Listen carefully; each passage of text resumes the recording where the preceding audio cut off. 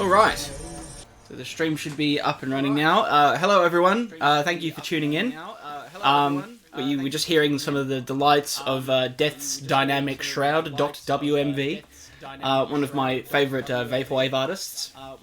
I like to describe their music as what pop music would sound like in Silent Hill. That's how I like to think of it. There's another track on that album which exemplifies that really well, which kind of leans into the uncanny horror of that. if you're more interested in vaporwave and in the kind of creepy horror aesthetics, I'd recommend this book. It's called Babbling Corpse, Vaporwave and the Commodification of Ghosts by Grafton Tanner. You can find it through Zero Books. I got mine on Amazon. It's a really interesting read for anyone interested in music, in art, or vaporwave in particular. So, to answer your question, Bramble Street. Crying is great exercise. Yes, that's that legendary horse ebooks tweet that I've used as the backdrop for my pre-stream card.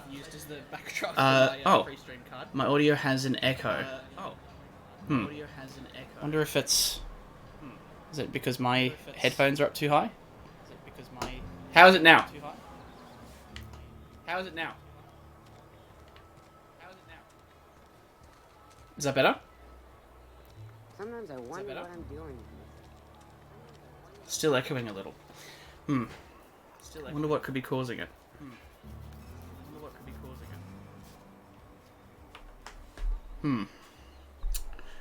Alright, give me a minute. Microphone.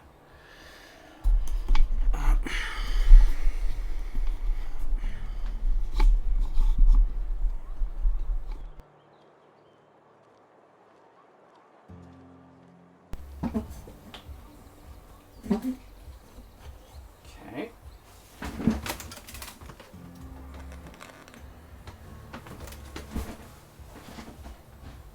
Right, how's this?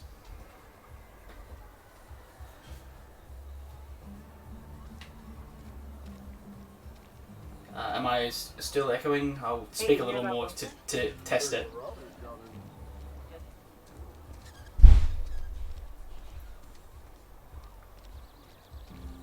Oh, good. Okay, excellent. Yeah, I figured it was just a little microphone interference. Sometimes it's the cable becomes a bit temperamental.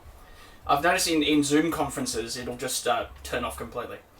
So yes, hello everyone and welcome to the second part of our stream of The Outer Worlds. We're just about to enter the Spacer's Choice Saltuna Cannery and continue on with the adventure. I presume everyone here has watched the stream from yesterday, so I probably don't need to provide a recap, although if anyone wants a quick recap, just whack it in the chat and I'll deliver it for you. We're about to meet our first NPC companion, which I was thinking that, the combat was a little tough as a melee-only character, and then I figured, actually the game probably expected me to have found this companion by now, so I'm going to go and meet them. Prepare to fall in love, everyone, because we're about to meet Parvati. She's very special, and voiced by the talented Ashley Birch of Hey Ash, What You Playin' fame. The grease monkey, Argo? I'm sorry, Mr. Thompson, sir. You asked why it's taking so long to fix. The answer's technical. Don't apologize. Just try using small words for me. The can's bust open in the oven because she's set to cook saltuna, which isn't what we've got. Mr. Thompson? I think there's someone here to see you. Focus, Miss Holcomb. You and I are... Yeah, no, don't stop talking on my account. Let's start over. Walk me through the process. Show me where it's going awry. Well, sure. It's, mostly on account of what we're... Seems Oh, god damn it.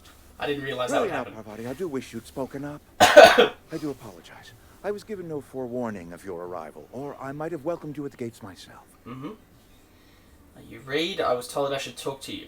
You must be the town boss, eh? I'll wait until you're finished. You were saying, there we go. Miss Holcomb. It's just what Bess needs is a proper refurbish.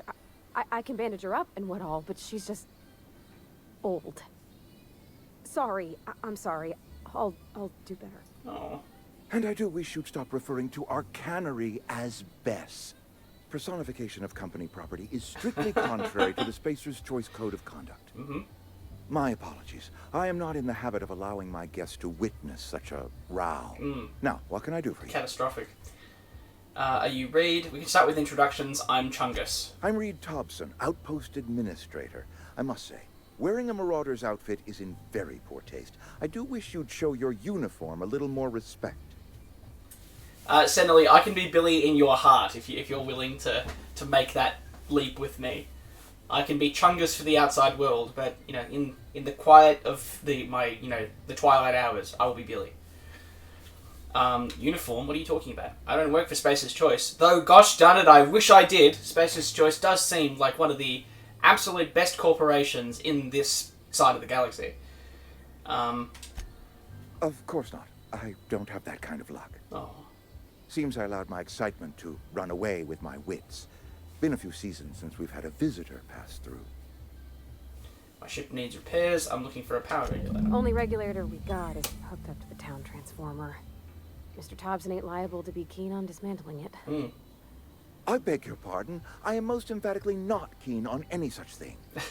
I can't let you have our power regulator. But I happen to know of another one.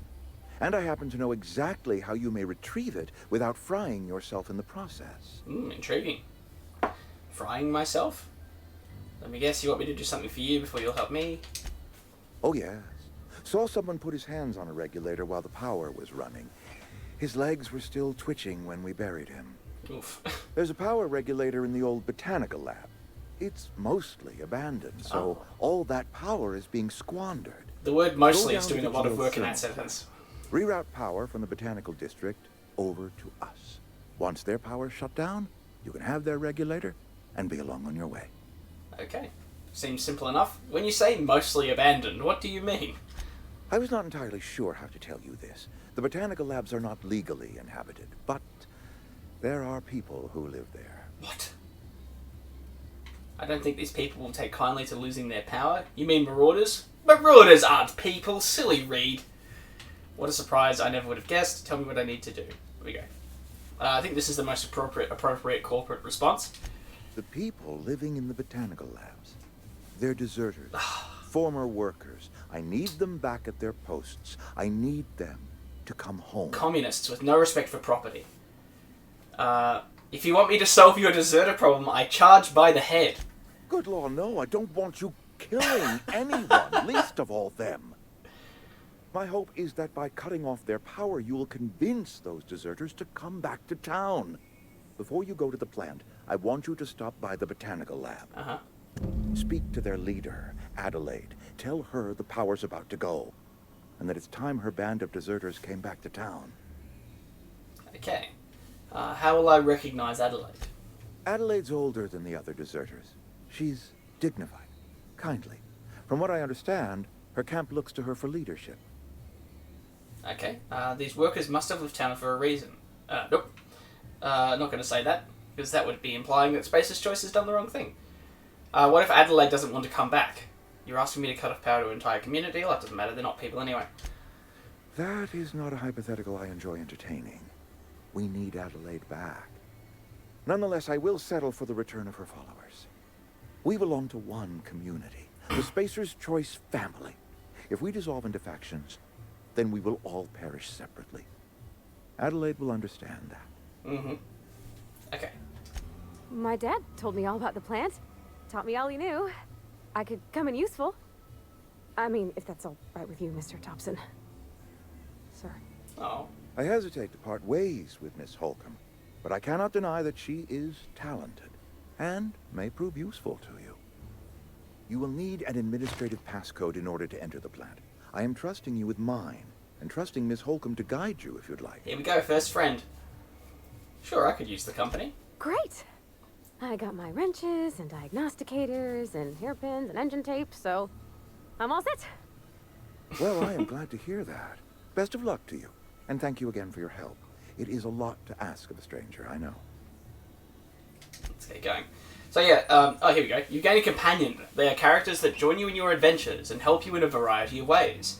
Companions provide combat support. Their skills enhance your skills. They increase your carrying capacity. You can unlock special companion combat abilities with the inspiration skill. Learn more about your companions in the companion leisure. Essentially, does Billy have a GF now? Not quite. As we get through the game, we will come to learn a few things about Parvati. One, in that she is actually asexual. And so this is a pretty pretty huge step towards representation of a marginalised community that has almost zero representation in games. Parvati is in fact the only asexual character that I can think of off the top of my head who isn't some sort of robot or automaton. Hey, mister, can we talk? But also, even if she were so inclined, it turns out that she doesn't swing my way. Sorry. You just want to get out of here. And you likely don't want to tag along like me. Oh, shush. Of course you do. Mr. Thompson has his own view on matters, on account of it's his job and what all, but that's not the only side of the tale. One thing I really enjoy about her character is that she has this kind of, although Southern doesn't mean much outside of an Earth context, she has a kind of, a Southern US sort of charm and friendliness to her, without the drawbacks that sometimes come with that. It's kind of like, maybe like sort of reminds me of a cheery, like, maybe Northern US thing, like a North Dakotan person, but just with a sort of Southern twang to the accent. It's very charming and appealing. But I think that Ashley Birch is actually typecast as to play women with anxiety, because it comes across in her vocal performance in this game, and also in the character she more recently played in The Last of Us Part 2. So, Mr. Thompson has his own view on this issue. This is where we'll get to roleplay with significant ramifications for the first time in this game. So it's probably important which answers we select. This is about the deserters, so what's the other side of it? Figures, Reed didn't exactly strike me as the most honest soul. What he said seemed pretty straightforward to me. Okay, so as a corporate enforcer, that's probably how I would look at it. Sure, it all comes together seamless in his own head. And I reckon he means well, for all that. It's just, he doesn't always get where other folk are talking from. To Mr. Thompson, a person's a gear. It does its job quiet-like. If it squeaks or stutters, it gets replaced. The deserters are decent folk. I knew some of them before they left. Can't blame anyone for wanting to leave. The town's got issues. How well did you know the deserters? You worked with them? You were friends or what? I imagine that. Very accusing. I'm sure the deserters are very fine people. So what? Do you know this Adelaide Reed mentioned? Let's try this one. I don't know anybody well. Oh. I mostly listened to them talk, kept my head down. Oh. There was a boy named Thomas who used to follow me around, asking questions about the stuff I fixed. He was real sweet to me. Not any sort of dissident. I'm sure the deserters are... Oh, how about this Miss one? McDevitt? Oh, gosh, no. She was a real important person. A flavorist. Flavorist? Made all the food taste decent. She used to work up in the big office with Mr. Thompson. All I know is she left after her son died. It was a real big to-do. I could hear them both yelling clear from my own place. I wonder if that's Eugene. Maybe I'm reading too much into things, but I'd be curious if that were the case. You can't leave it at that. Why were Reed and Adelaide arguing? Can't say as I know. I wasn't there. The sound carried, but not the words. If Mr. Thompson ain't of a mind to tell you his own self, you'd best ask Miss McDevitt, if you can get out to her. Oh, that's where we're headed. I'm sure the deserters are very fine people, so what? Mr. Thompson's aiming to take away their power. They'll have no lights to see, nor heat to cook. They'll be at the mercy of marauders, or worse. It don't seem right to me, mister. I think you should talk to the town's vicar about it. Max, his name is. Okay, I suppose it couldn't hurt. We'll stop by. What do we need to talk to the vicar about? Flipping a switch in your power mill? I met the vicar. He asked me to find a book for him. Books are for rich folk. I wonder what he wants with something like that. Also for priests. I suppose it couldn't hurt. We'll stop by. Thanks, mister. I just think when you gotta make a decision that'll hurt somebody, it's best to think on the right and wrong of it. She's not wrong. That's what my dad used to say anyways. Yeah. Little fella I knew, or not knew, we're best mates, but a person I've read about, a gentleman by the name of Socrates, is reputed to have said that the unexamined life is not worth living. And so to apply that principle to this situation, we've got to go talk to Vicar Max. Although I wonder if he'll come with us before I get the book. I've always felt weird in here. It's too clean. Well, it's relatively clean. I mean, When we take into account how the barber's floor looked yesterday, Jesus Christ. I not want to get my hair cut or my body prepared in a place like that. Any progress on that matter we discussed? No. Ah, Miss Holcomb. How rare to see you out. And with a complete stranger. Curious. This here's Vicar DeSoto. He's always offering spiritual counsel to those that need it. We're acquainted. Thank you for the kind assessment, Miss Holcomb.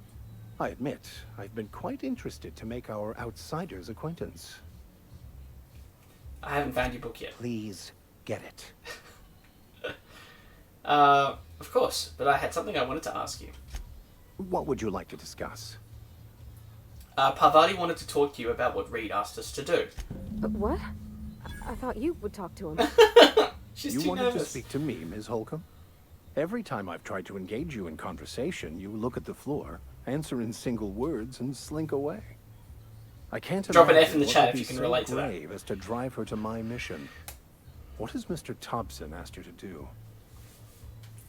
Cut off the power to Adelaide's deserters. Depriving them of safety from the marauders and wildlife. I can see why that troubles you. Miss Holcomb has a soft heart. Always has, if you believe the talk. What do you think of Adelaide's group, Vicar? They rejected the order of society and live beyond the walls so thoughtfully. Society! Spacer's Choice patrons. Does that strike you as a responsible life choice? Absolutely not. Depends on how well the leader can provide beyond your walls. I'm not intelligent enough to make that observation. Assuming your goal is to save as many as possible, then you should bring everyone together. Send the power to Edgewater and convince the deserters to return to the fold.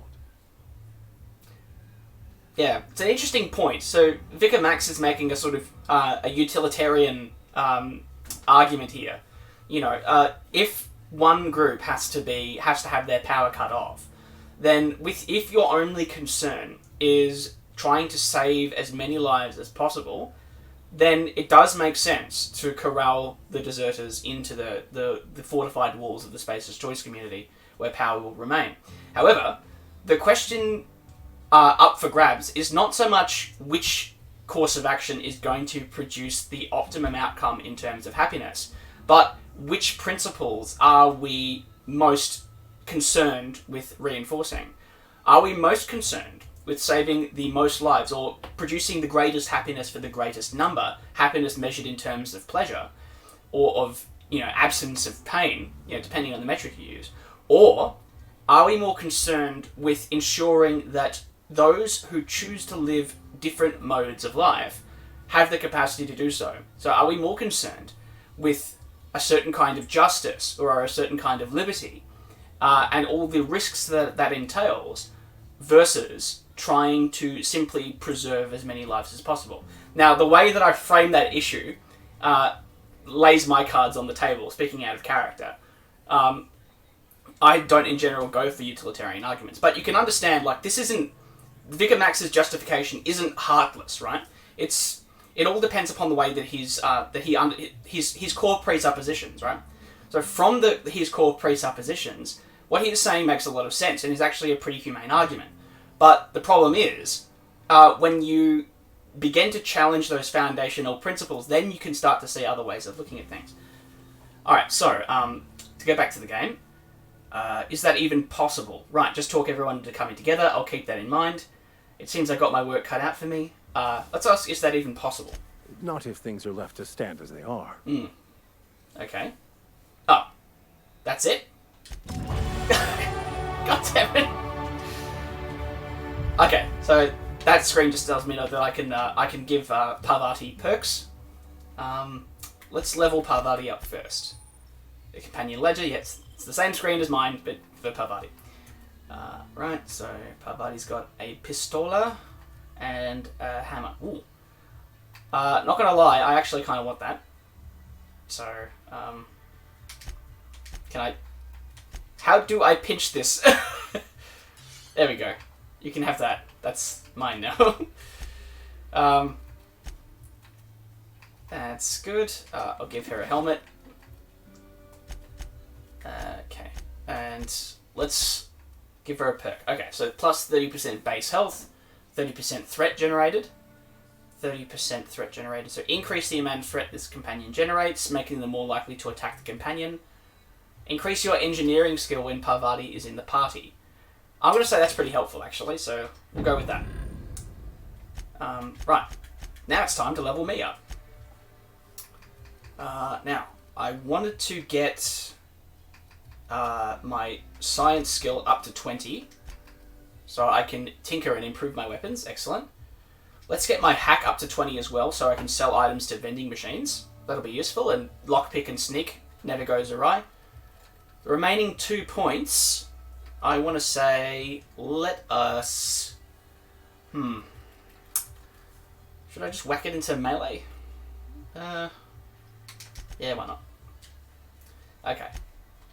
That takes care of me right now. Let's see if Parvati has anything more to say.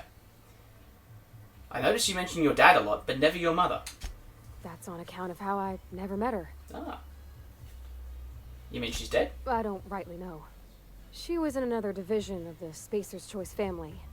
She worked in the Vale a few months, sorting the cannery computers. Her contract said any kids she had, expected or not, belonged to her office from the time of conception. So when I was born, I got sent here. You want to see a Billy Jr.? Well, not in this game. Maybe the DLC. Although, to get that, I'm going to have to meet some of the other companions. Although, it's unlikely that they're going to have a shot with... that I'd have a shot with them either, as we'll see.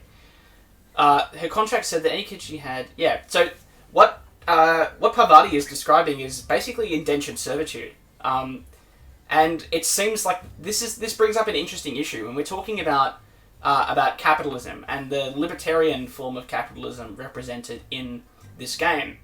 One of the interesting questions raised by those in the libertarian capitalist school concerns freedom and property ownership, right? Some argue that the freedoms that we have are actually property rights over ourselves. We own ourselves as property, and it is our relation of property ownership to ourselves that actually is from which our rights to freedom of assembly and freedom of speech flow. We have these rights because we have the rights of a property owner or a landlord, over ourselves, right? So we have the rights to dispose of our property ourselves however we wish, as long as it doesn't interfere with other people and their property rights.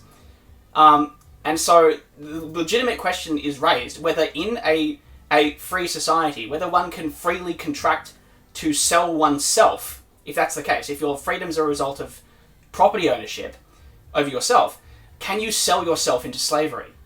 Or, if you conceive of the relation between child and parent as one of property ownership, as seems reasonable on that presupposition that our freedoms are a result of our property ownership over ourselves, can you sell your children into slavery? Is that legitimate? Some people argue yes. Guys like Murray Rothbard would have argued in very similar ways. Some people argue yes, you can sell yourself into slavery. It's notable that in most industrialized societies in the minute, you are prohibited from selling yourself into slavery. But it's curious just whether or not this is a way for people to avoid confronting the logical conclusions of some of the foundational premises on which we operate. Anyway, I won't bore you too much. I just think that that question is really interesting. Is that normal? That's inhuman. Now, I don't want to say that's inhuman because it seems I'd be rejecting some of the premises here, but I'm going to say, is that normal? I don't know about normal. Dad said she worked under some kind of special contract. Very special contract. It's sensible. Dad just fixed machines. She did some kind of crazy math, high-level stuff. Better to raise me on his time than hers. That's so sad. You mentioned something earlier that I wanted to ask you about. You mean about the mission being too clean?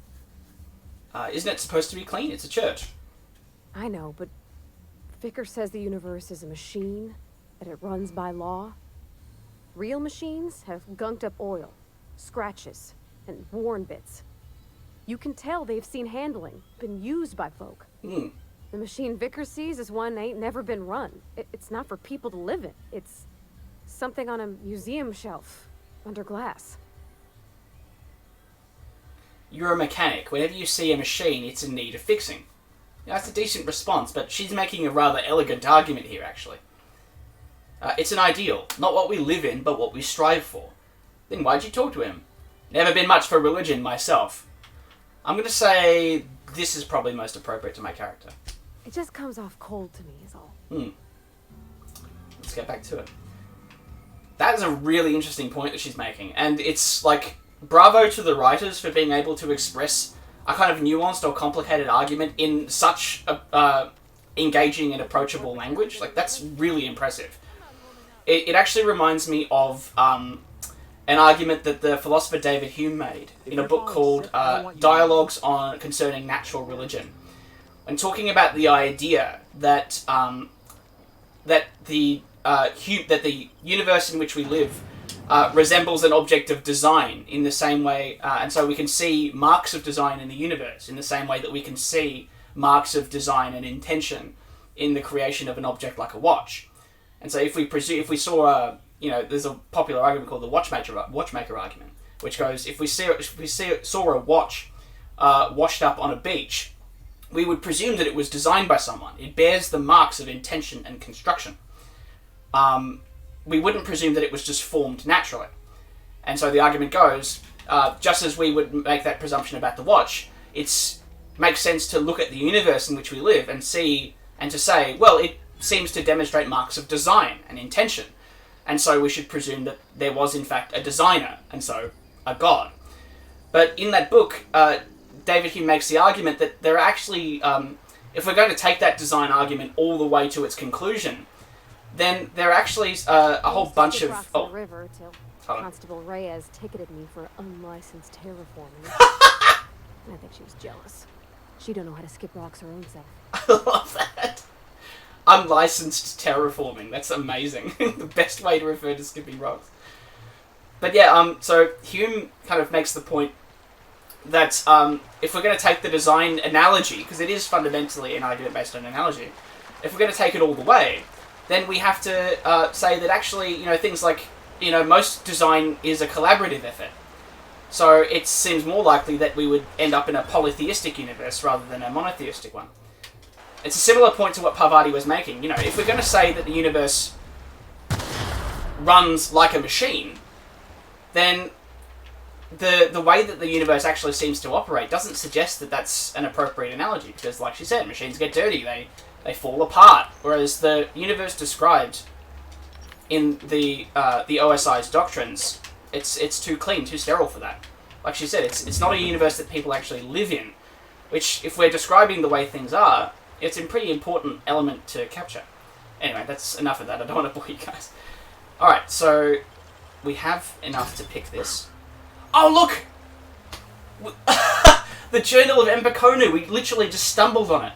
This is the book that Max was looking for. A handwritten journal with the name Empeconu scrawled in the lower corner. This, I swear this wasn't... I didn't actually mean to do this.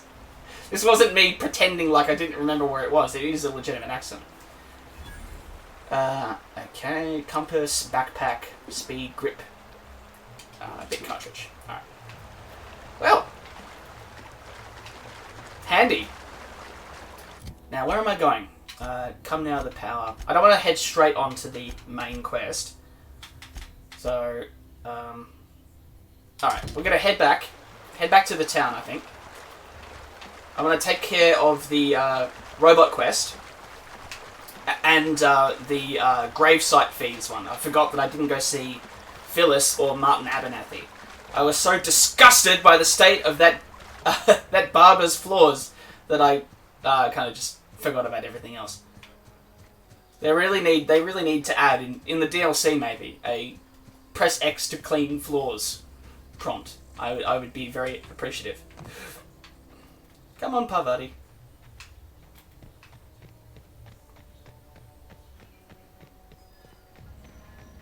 Now, Parvati joins on fairly early, and we can actually get Vicar Max as a companion.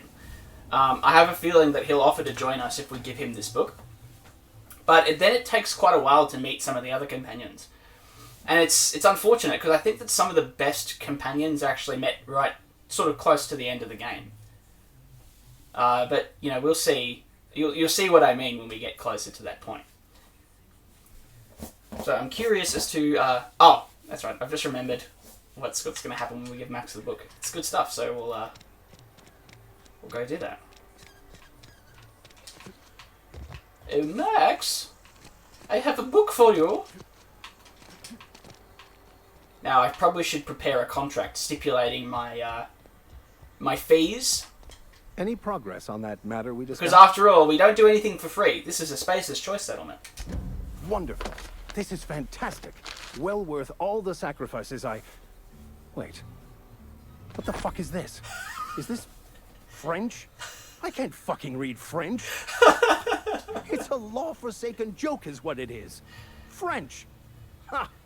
I was so high and mighty, preaching to the yokels about following the plan, while fighting it at every turn. Oh, mon law, I'm afraid. You don't want that book to keep others from reading it, you just wanted it for yourself. You're overreacting a bit, don't you think? What's so important about this book? Overreacting? Do you have any idea how many years I spent in... No. You couldn't possibly know, could you? Seems to fly off the I spent handle my life searching easily for for the a keys priest. to unlocking the secrets of the universal equation that underlies the plan. I had hoped this book held some of those answers. I became so desperate, I even got myself assigned to this plague-ridden backwater to find the damn thing. All the time and suffering I've spent. Wasted. Well, yes, he's so desperate to, to acquire this book that he got himself assigned to this planet that he hates. You know, he spent years doing all this backbreaking work. But he's not desperate enough to learn French once he's discovered the book. I mean, he's got the book. Or you could just hire a translator. You know, this is a universe which operates upon the principles of commerce, right? There are bound to be a whole lot of freelance translators, and I doubt that it would be prohibitively expensive for a man in Max's position. You just say, hey, could you fucking translate this for me, please? It's ridiculous. But this is a pretext to get him to join us. At least you still have your mission work here to give your life a meaningful purpose. Now, there's a bit of sarcasm for you. Why did you think the book held the secrets you were looking for? This has to be some kind of cosmic retribution. Plague-ridden backwater. What has happened to all your crap about leading your flock? This has to be some kind of cosmic retribution. Yes, you're right. Such are the workings of the equation. And I've only my own hubris to blame. I certainly never planned for this contingency. But that's neither here nor there. What I need to do now is to find a translator, obviously. But to do that, I'll first need to secure transport. You have a ship. Perhaps I could make myself of use to your crew. Aha! There it is. Could be a beneficial arrangement. You need a ride out of town, I wouldn't mind a ship hand. See, there you go. That's a very contractual way to put it. I already gave you most of my money, but I can offer you free spiritual counseling, and I'd be happy to watch your back. Free spiritual counseling? I'm pretty handy with a toss-ball stick, or any blunt instrument, really. I'm also a passable gun hand, if it comes to that. I can usually talk my way out of conflict, though. Oh, I'm fairly competent at hacking computers as well. An interesting skill for a priest to have. That's all part of your vicar training? Well, understanding computers is, though I admit I took it further than most. And I was quite the 32nd back during my seminary days. Left many an opponent bleeding on the field. Sounds good. Let's go. Are you even a vicar? Because you aren't sounding very vicarly right now. Of course. I'm a vicar who is dedicated to his calling. More dedicated than any other you'll find in this colony. I joined the OSI to help decipher the grand plan. But instead, I ended up the vicar in a prison due to ignorance and politics. Then I came here. Satisfied? Right.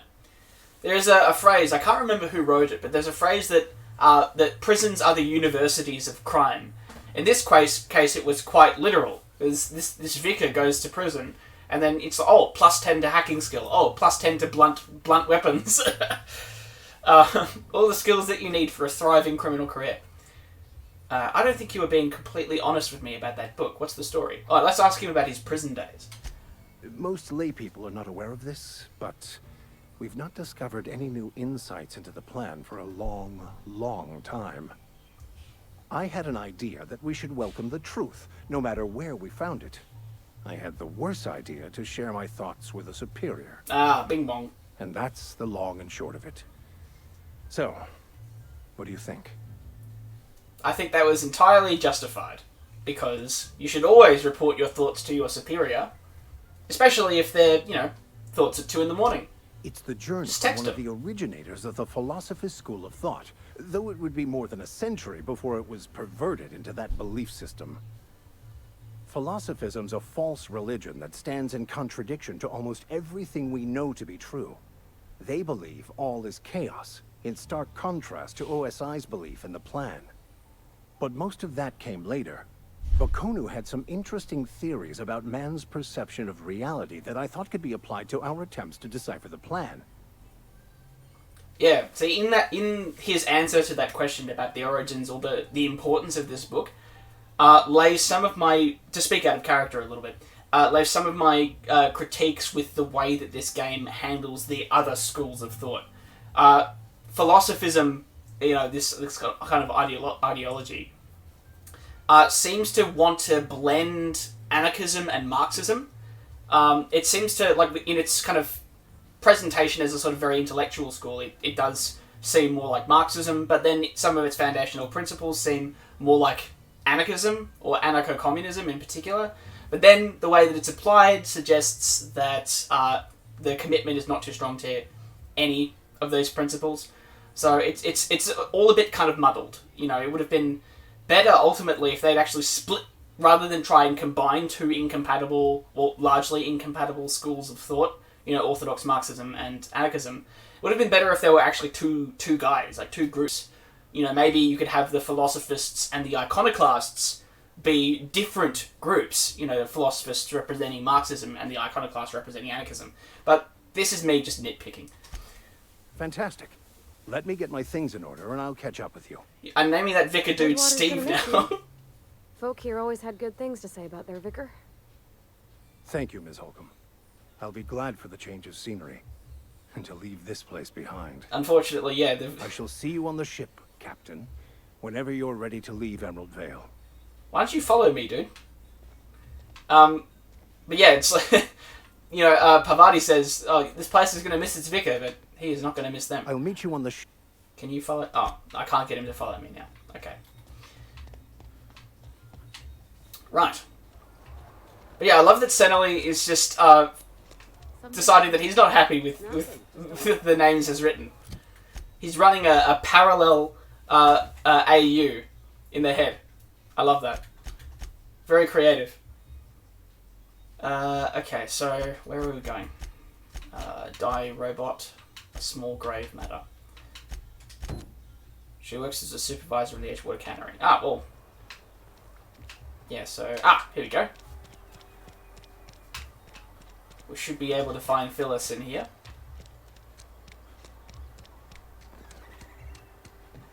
Hello? I do think it's interesting that I'm just allowed to walk around in here. Like, surely I'd need some sort of pass. Or some, ID certificate. Some lanyard, maybe. You the new worker? Whatever. Make it quick, Tenderfoot. I'm busy. Nope. I'm a debt collector. Boom, boom. Foreman Granger. Mind those words don't come out of your mouth unless preceded by yes, or right away, or thank you. Yes, right away, Foreman Granger. By the way, give me your money. Shit. Silas still on about that. Here, take the fees. I'd appreciate it if you didn't tell Reed I was late on my payment. These papers aren't signed in your name. Because they're not my fees, and not my gravesite. Guy I worked with shot himself. Oh, that's Eugene. That you have to pay for your neighbor's gravesite fees? If you're not familiar with board law, you ought to be. I mean, that sounds perfect. Law requires delinquent gravesite fees to be paid by the deceased party's closest living relative. Oh, man. Which meant me. Shame, though. Eugene was a good worker. Yeah, there you go. Confirms it was Eugene. You said this guy shot himself? Woke up one morning and put a round through his upper story. Can't imagine why. The kid was doing all right at his desk. We all thought he was an upstanding receptionist. Just between the two of us, I'm pretty shocked his weapon didn't misfire. Spacer's Choice handguns aren't the most reliable. What? I will not take this. Yeah, that is an awful thing to say about Spacer's Choice handguns. You've tried the rest, now try Spacer's Choice. Not half as awful as the bill Eugene left us with. Suicide's a crime. The legal term is irreparable damage to company property. What Eugene did to himself was vandalism. Vandalism! What are they gonna do? Arrest his corpse? When one of your workers commits a crime, the entire town pays for it. In other words, Edgewater would have been penalized pretty hard. Whatever Eugene was worth as an asset, we would have had to pay out of pocket to Spacer's Choice. Oof. He was a person, not an asset. Interesting. Would have, you didn't? This Eugene guy sounds like he was more trouble than he was worth. All I know is Silas asked me for Eugene's gravesite fees, which means he was approved for burial, which means his papers went through, which means the town's in the clear. I'm just glad to put this whole ugly affair behind me. Eugene can rest his bones in peace, and the rest of us can get on with our own lives. Rest his bones in peace. This is a reminder to everyone in the stream that you all have skeletons living inside you right now. Ooh, sprat hides. Excellent. Be able to take that and sell that off. Good stuff. I'm sure they won't mind me nicking all that. But yeah, Eugene, he sounds like a real... Basically, I mean, even if he was an upstanding receptionist or whatever, he sounds like a criminal, right? No one who goes and vandalizes company property like that can be a good person, really, when you think about it. What's this? The Solitude Cannery. Notifications, lost and found. Logs. Found, 1, left hand, severed at the wrist, some bone damage. People, this is our second unscheduled amputation in as many months. Please, exercise caution and safety around machinery. Maintenance fees will be deducted from your pay. Very reasonable.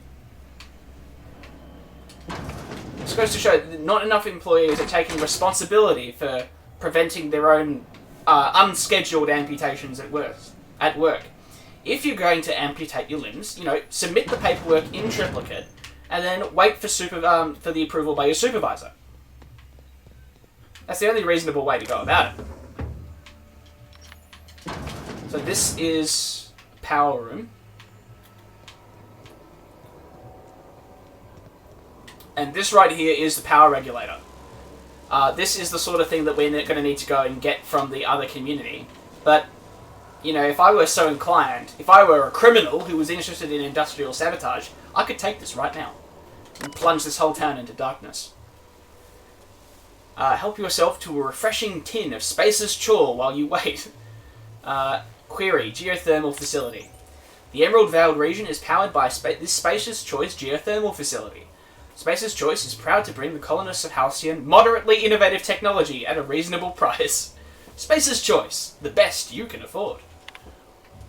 Disengage power regulator. Oh, nope, I don't want to do that. That would be criminal sabotage of company property. But, if I were inclined, that'd be a pretty good way to shake up the power relations around here. If I were inclined, which I'm not, obviously. And no one in chat better report that to my supervisor. Or else I'll have to write you a sternly worded letter. A friend of mine died a couple weeks back. Still ain't past it. Report you in a second. Yes, Mr. Thompson. I'm fine, Mr. Thompson. Never been healthier. Well, given that this chap is talking to his wall and referring to it by the name Mr. Thompson, I am going to place his health status under doubt. Oh, sweet merciful law. A marauder's in my domicile. Handguns 1, wave your gun, hand over all your bits. There a reason you're running around outfitted like one of those monsters? Did Mr. Thompson send you to put the fear in me? It is interesting on a gameplay level that he's reacting to what I'm Thompson, wearing. I'll be right at my post. Tomorrow. Bright and early tomorrow. Because I'm definitely not plagued. As spry as a spring chicken. That's old Abernathy. Now, so this reminds me of the people who, the situation right now, that, a lot of the community transmission of the coronavirus, there's a little political football concerning whether or not it's irresponsible people breaching lockdown orders, or whether it's actually essential workers who are infected, don't know it, and have to keep going to work despite not feeling well because their conditions of employment are so insecure. I heard you muttering to yourself. You want to tell me what's got you so nervous, bud? You some sort of wandering alienist? Walking into a man's own domicile, pestering him about his mental state? So you're Martin Abernathy? I'm positive you mentioned something about being plagued. You don't know that. I could have been saying anything. Maybe I said vague. You know how words sound a mite strange when you're sick. Wait, no. Oh, damn it. Okay, listen. Maybe I am feeling a little under the weather, but I swear I'm on the mend. Please, don't tell the constable. I'm of a mind to tell the constable. You got the plague? Get away from me, you leper! You should put a sign over your door or something, or at least cover your mouth.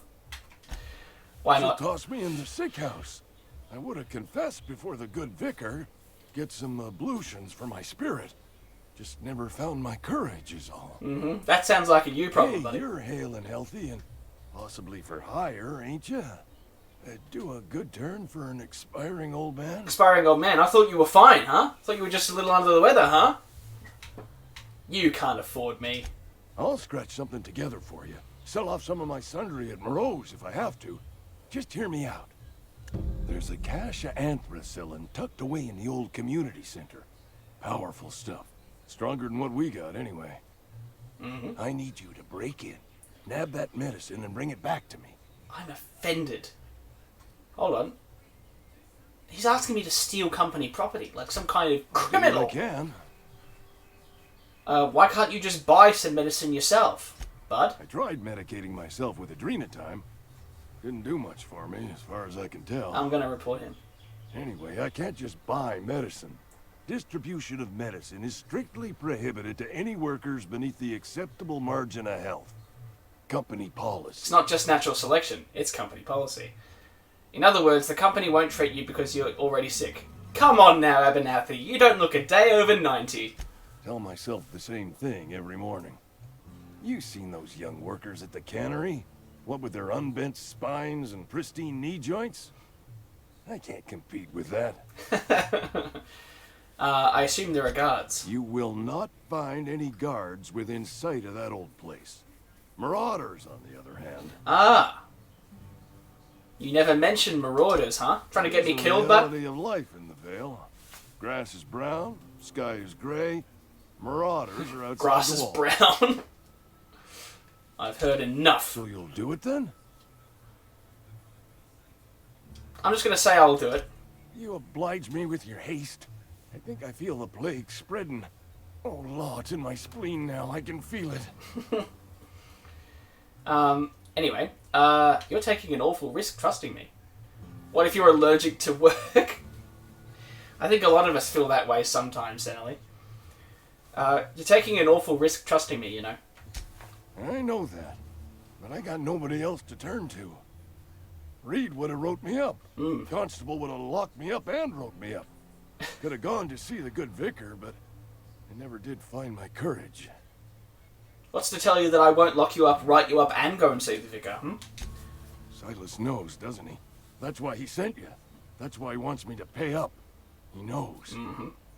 Look, I got my gravesite fees right here. See? I'm good for my word. Get me that medicine, and I'll see to your payment. Well, there you go, that was easier. Easier than I thought it would be anyway. I remembered him being a bit of You're making a a mistake bother. working for Abernathy. Oh, what's going on? Who's this? Excuse me. I'm Esther Blaine, Spacer's Choice Actuary. I overheard your talk with Abernathy. I hope you're not thinking about getting him that medicine. Abernathy is a well-known hypochondriac. Anthracillin is wasted on him. You're better off selling it to me instead. Now this seems like an interesting commercial opportunity. He's got symptoms of something. You're saying it's psychosomatic. All I'm saying is Abernathy's worked in this town longer than some of us been alive. How do I put this gently? He's got a lot of cobwebs up in his attic. He's fucking old. What do you need it for? I probably shouldn't tell you. Don't want you implicated for what I'm trying to do. Persuade 10. That's not shady at all. Let me worry about that. Alright. Here's a summary. Lot of sick people in this town, and we don't have the medicine to treat them all. Right. Can't reach out to corporate without crossing a river of red tape, so I'm reaching out to you. Abernathy's paying me for my trouble. Can you match his offer? I'm paid better than Abernathy. Whatever he's giving you, I will do you one better. Oh, there you go. That's music to my ears. That's all. That's all I need to know. If she's going to pay me better, then hoo boy, let's go get that medicine. And not give it to the old man, who is definitely not dying of plague. He's fine. He's fine. Don't even worry about it. Had your rations yet? But on the comment, Senelli, about being allergic to work, wouldn't it be fun if you could just call up your boss and be like, I'm sorry, I can't come in. Allergies are, they're really hitting me hard today. And say, allergies, what are you allergic to? Like, oh yeah, my job, the whole thing. Selling my time and my life, which are, equivalent to each other, for money. Yeah, I'm allergic to that. So, if you could just, not make me do that, that'd be good. Because I'm allergic. That'd be pretty handy. Now we're here to see old Ludwig. When I was little, we'd get hello. freighters in every Sunday noon. Now they only come but once a month. Yeah, it's looking pretty Lovely wind here. pretty empty out here. Could certainly feel the wind because there's nothing to get in the way, really. But we've got something for Ludwig. Bring us honor, soldier. Brought you a weapon. Feast your eyes, soldier. This here is a genuine Spacer's Choice injury customizing unit.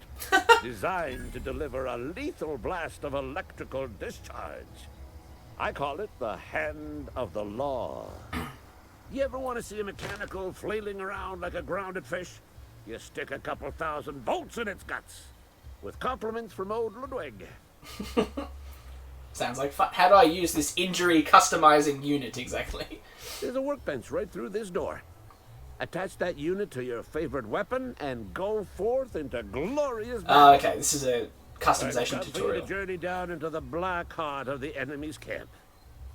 I'm talking about the old geothermal plant. We have to go there anyway, actually. Unfortunately, the old plant lies outside my board-given jurisdiction.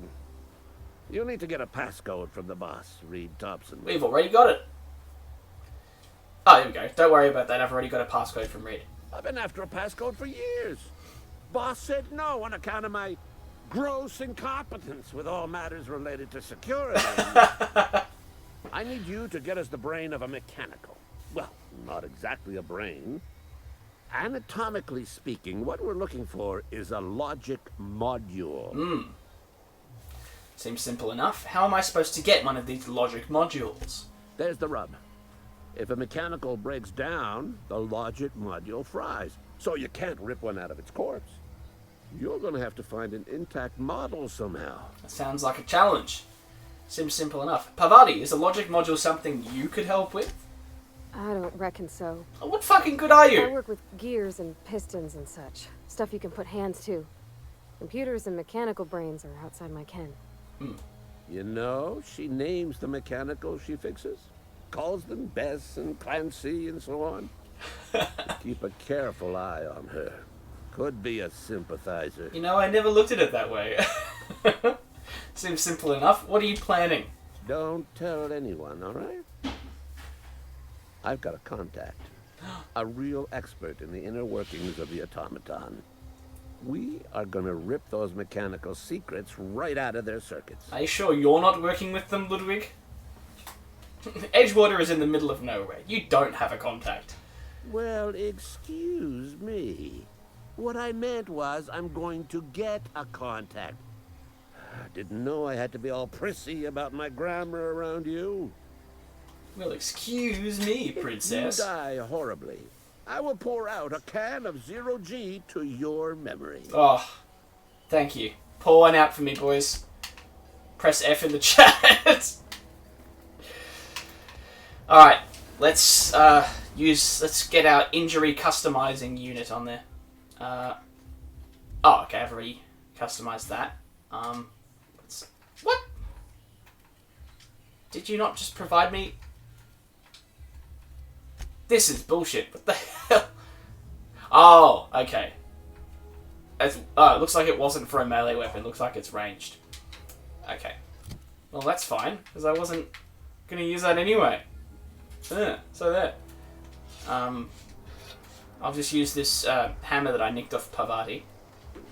Oh! I stole it! Well, once again, where's that button for self-flagellate? I stole company property again. I'm a hopeless criminal. I can feel my moral fibre starting to degrade. Perhaps I'm succumbing to the plague. Maybe that's one of the first symptoms. All of you know what you have to do. You have to draft a report, laminate it, and file it in triplicate, and send it to my supervisors so I can have the appropriate fines taken from my pay.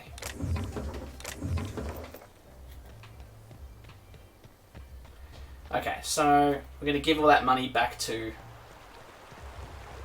Oh, hello! Good to see you in the chat, dude. Hey, Miss Parvati. Come for a visit? Not today. Just helping this fella. Why don't you come closer? There's no need to shout. Lovely to see you about, Miss Parvati.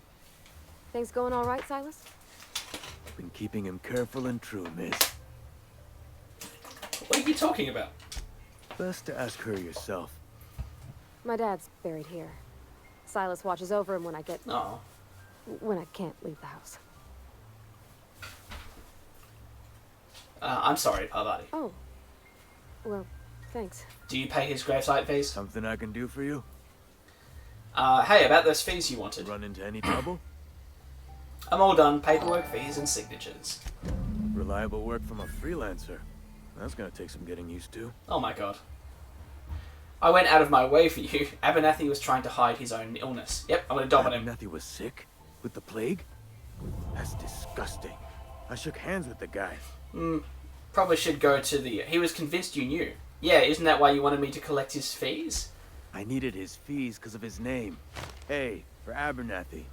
He was at the top of my list, you see? Let me ask you about something else. Oh, I can't ask him about anything else. Never mind. Looks like old Abernathy might be being dragged off to a Spacer's Choice official recovery centre. Some very helpful people with white coats and some very comfortable steel frame beds. I'm sure he will be taken care for very well there. Yeah, 1984 style. I don't actually know what date this is meant to be. I'm presuming it's a little further in the future than, 2020. No, I don't want to use a gun. Hold on. Let me try this guy out. And smack! That worked pretty well. I wonder if I actually don't remember if that's the case in this game, but I wonder if it was because I whacked him in a body of water. Like, did it conduct? Alright, let's go for it.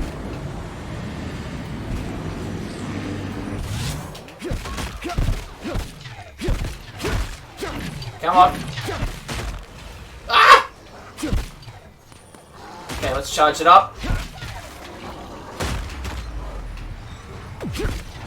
Alright, good. That primal behemoth wasn't as scary as I anticipated. Come on! Oh, what the hell? Oh. No, Parvati!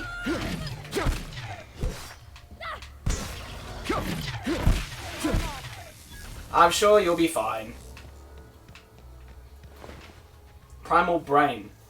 This brain is not missing any parts. This could be worth a lot of bits to the brain collector. Good luck finding one. But hey, it is worth 63 bits. That is not bad at all. The untanned hide of a primal. There you go. Oh, it's worth 50 on its own. That's really not bad at all. And I've just unlocked the ability to sell items to vending machines, so I should be able to flog this off at the nearest machine and make a tidy bit of profit. Which, after all, is why we're all here, isn't it? That's all that anyone wants, to make a tidy bit of profit. And nothing else.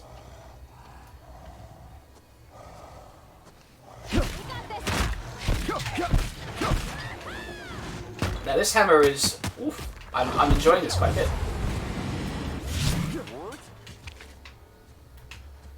That's it. Nothing else and above all else. Primal brain, primal hide. Doing pretty well for myself. Now, which quest are we actually doing? Oh no, we're doing the wrong one. Let's go get this this medicine. Because I'm curious as to how playing it this way is going to turn out. I can't actually remember whether I gave the medicine to Abernathy or to Esther the last time I played. But it's going to be curious to see what happens if I, if I were to give the medicine to Esther Blake. Is Abernathy going to die? Curious. Alright. I want to see if I can get into this room now. Yes! I couldn't get into this room before. Done. Didn't have the mag picks. Aha, bypass shunt. Excellent. Thinking caplet. Adrenatime. Perfect. Coolant tank. Okay. There you go. I can sell that. Ooh, assault rifle. Light ammo. Energy cell. Taskball stick. Special effect stagger. Now you can beat and pummel just like the pros beat and pummel, with a genuine, officially licensed tossball stick. Only from Spacer's Choice. Spacer's Choice is not liable for any damages caused by the use of any of their tossball sticks as bludgeons. That sounds reasonable enough to me. Alright, I'm gonna actually swap this weapon out for that tossball stick. It has a, not only does it have a higher DPS, it has what do you call it? A unique effect. What did I just lose? Blade on stick. Put that. Stick of the tossball. Yeah. I kind of imagine that, like, tossball is something that keeps coming up in this game. You know, it's like it's the sport that everyone's into, kind of like AFL for us. But I'm not sure that the rules are ever explained. Like, I think it's kind of like a synthesis between hockey and lacrosse, I think, is the basic idea. So it's got the I'm not sure if it's played on ice or if it's like a grassy field. I'm not sure. But I think the idea is to kind of carry the ball in the stick and then throw it, kind of like lacrosse, but it's got the violence of hockey. Okay. Oh shit! Everyone's here. Now, if I whack this dude with the hammer, is it going to be so audible that the guy upstairs hears it?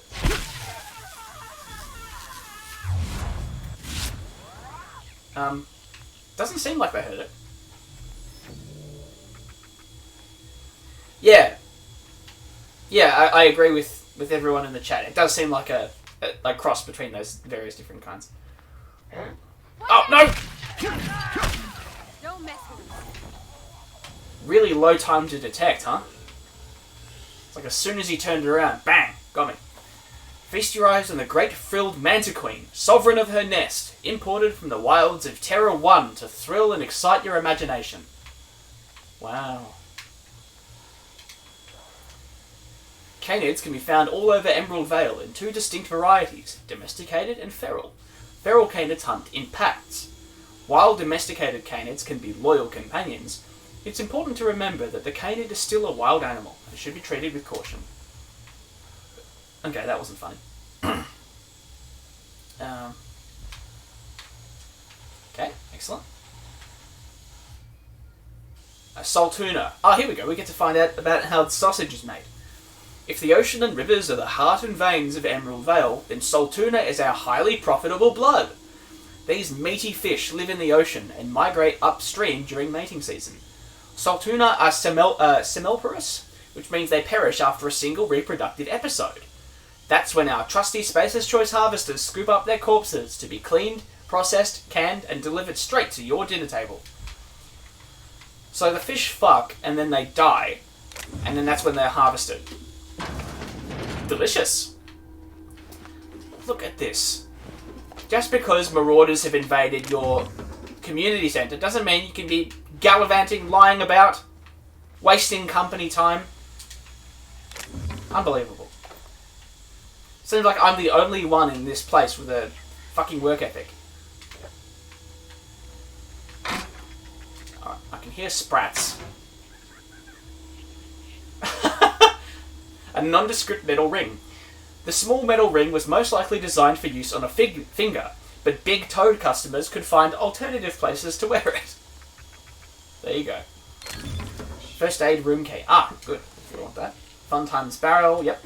Bit cartridge. Thinking caplet. Put on your thinking cap. Okay. Dervish mist. Cigarette lighter. Jeweled ring.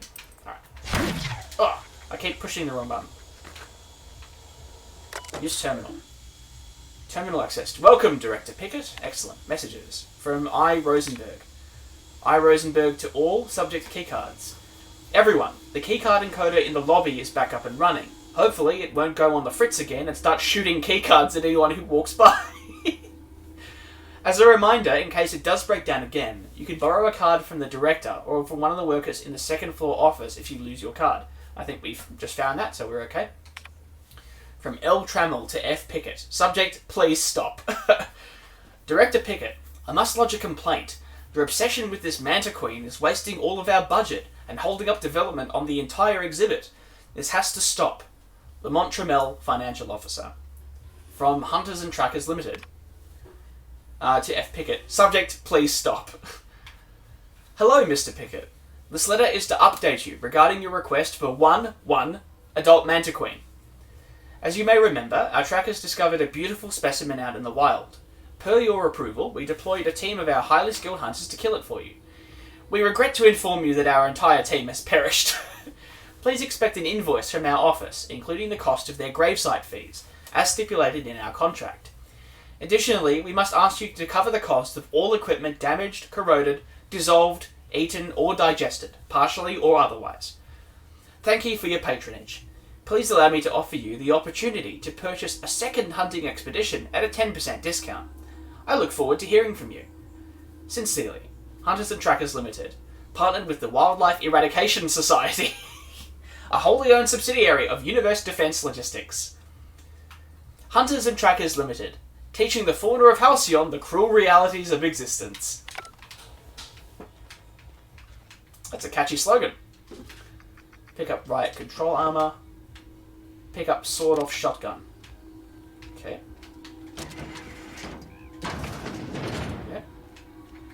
Yeah. Might give the sword-off to Parvati, actually. There you go. She might appreciate that. Pick up mag pick. Energy cell. Right. Cigarette lighter. Ooh, big cartridge. Let's just hack this old computer real quick. Terminal access. Oh, okay. I don't have the hacking skill to encode a first aid keycard, but I don't need it anyway.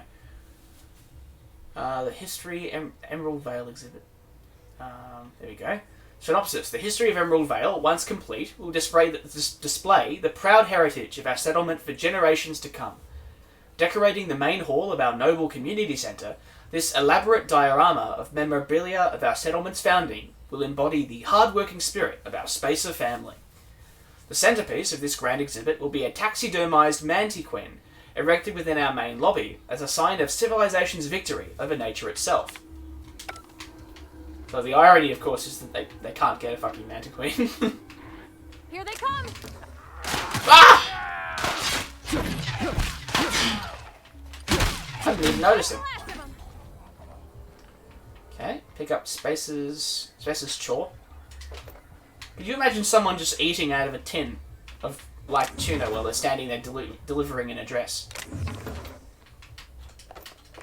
I don't know. I can't speak for anyone else, but I'd find that quite off-putting. Tuna is not exactly an elegant food to eat, if you know what I mean.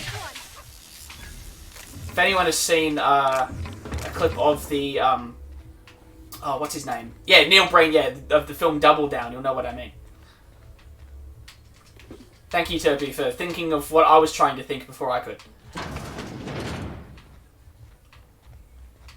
Ah, here we go. Let's be real sneaky. Boom. Got him. Parvati, if you say shush while I'm sneaking, you realise that defeats the point, yeah? Here we go! Don't mess with us. Patched low pressure helmet. Just casually throwing out that you can read minds, Toby. That's fine. Pick up Sentry Saber. Yep. Can break that down for parts. Beautiful. So, the stuff we're after is probably in the first aid room, given the importance placed on the keycards to get in there. It's just... How did you come to that startling realization suddenly? What were you doing to your forehead to come to that conclusion? Or were you facepalming so hard at the shenanigans that you discovered it that way? Taste the freedom with Space's choice. Just poking it.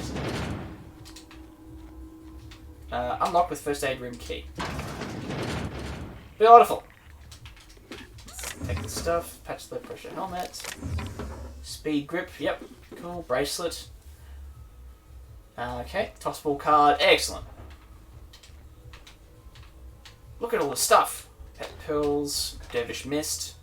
Beautiful. Stun baton. Ooh, that actually might be very handy. Okay. Experimental anthracillin.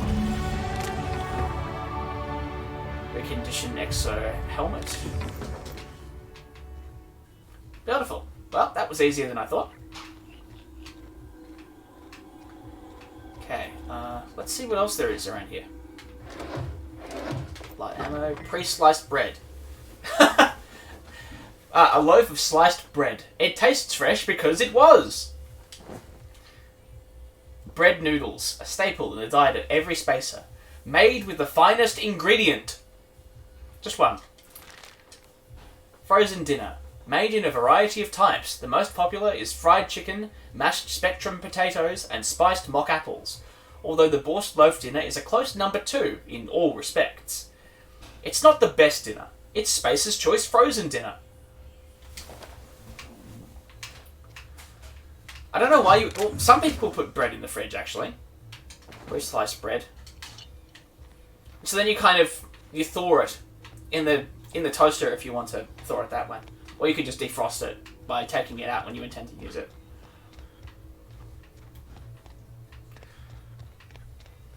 Yeah, sometimes you buy too much bread.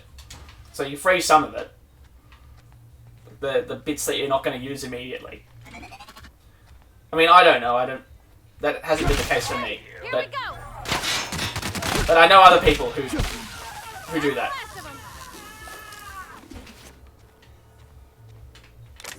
So there you go, Terpies. Terpies are coming with an explanation.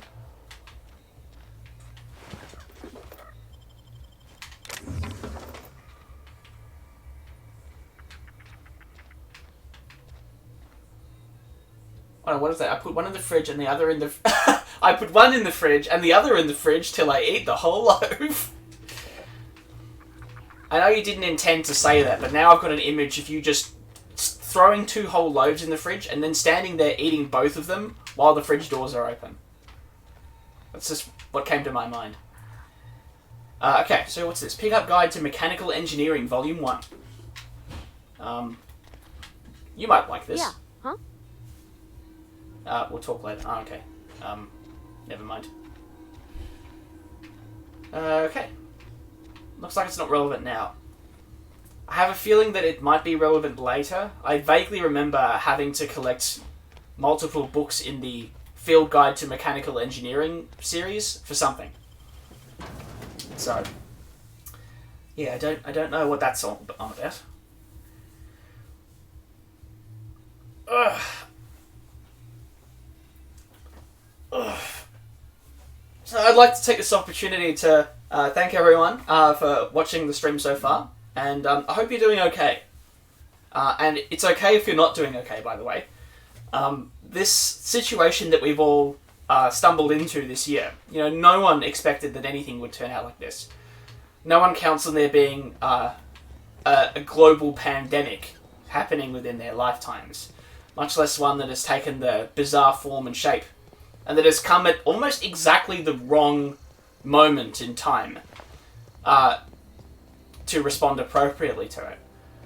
So I just want to say that if you're having trouble coping, I've been experiencing insomnia pretty bad. So, you know, I had to apologize in case I stumble or trip over my words or I'm not very creative, because had to take some sedatives last night to get some sleep, so I'm still a little bit groggy.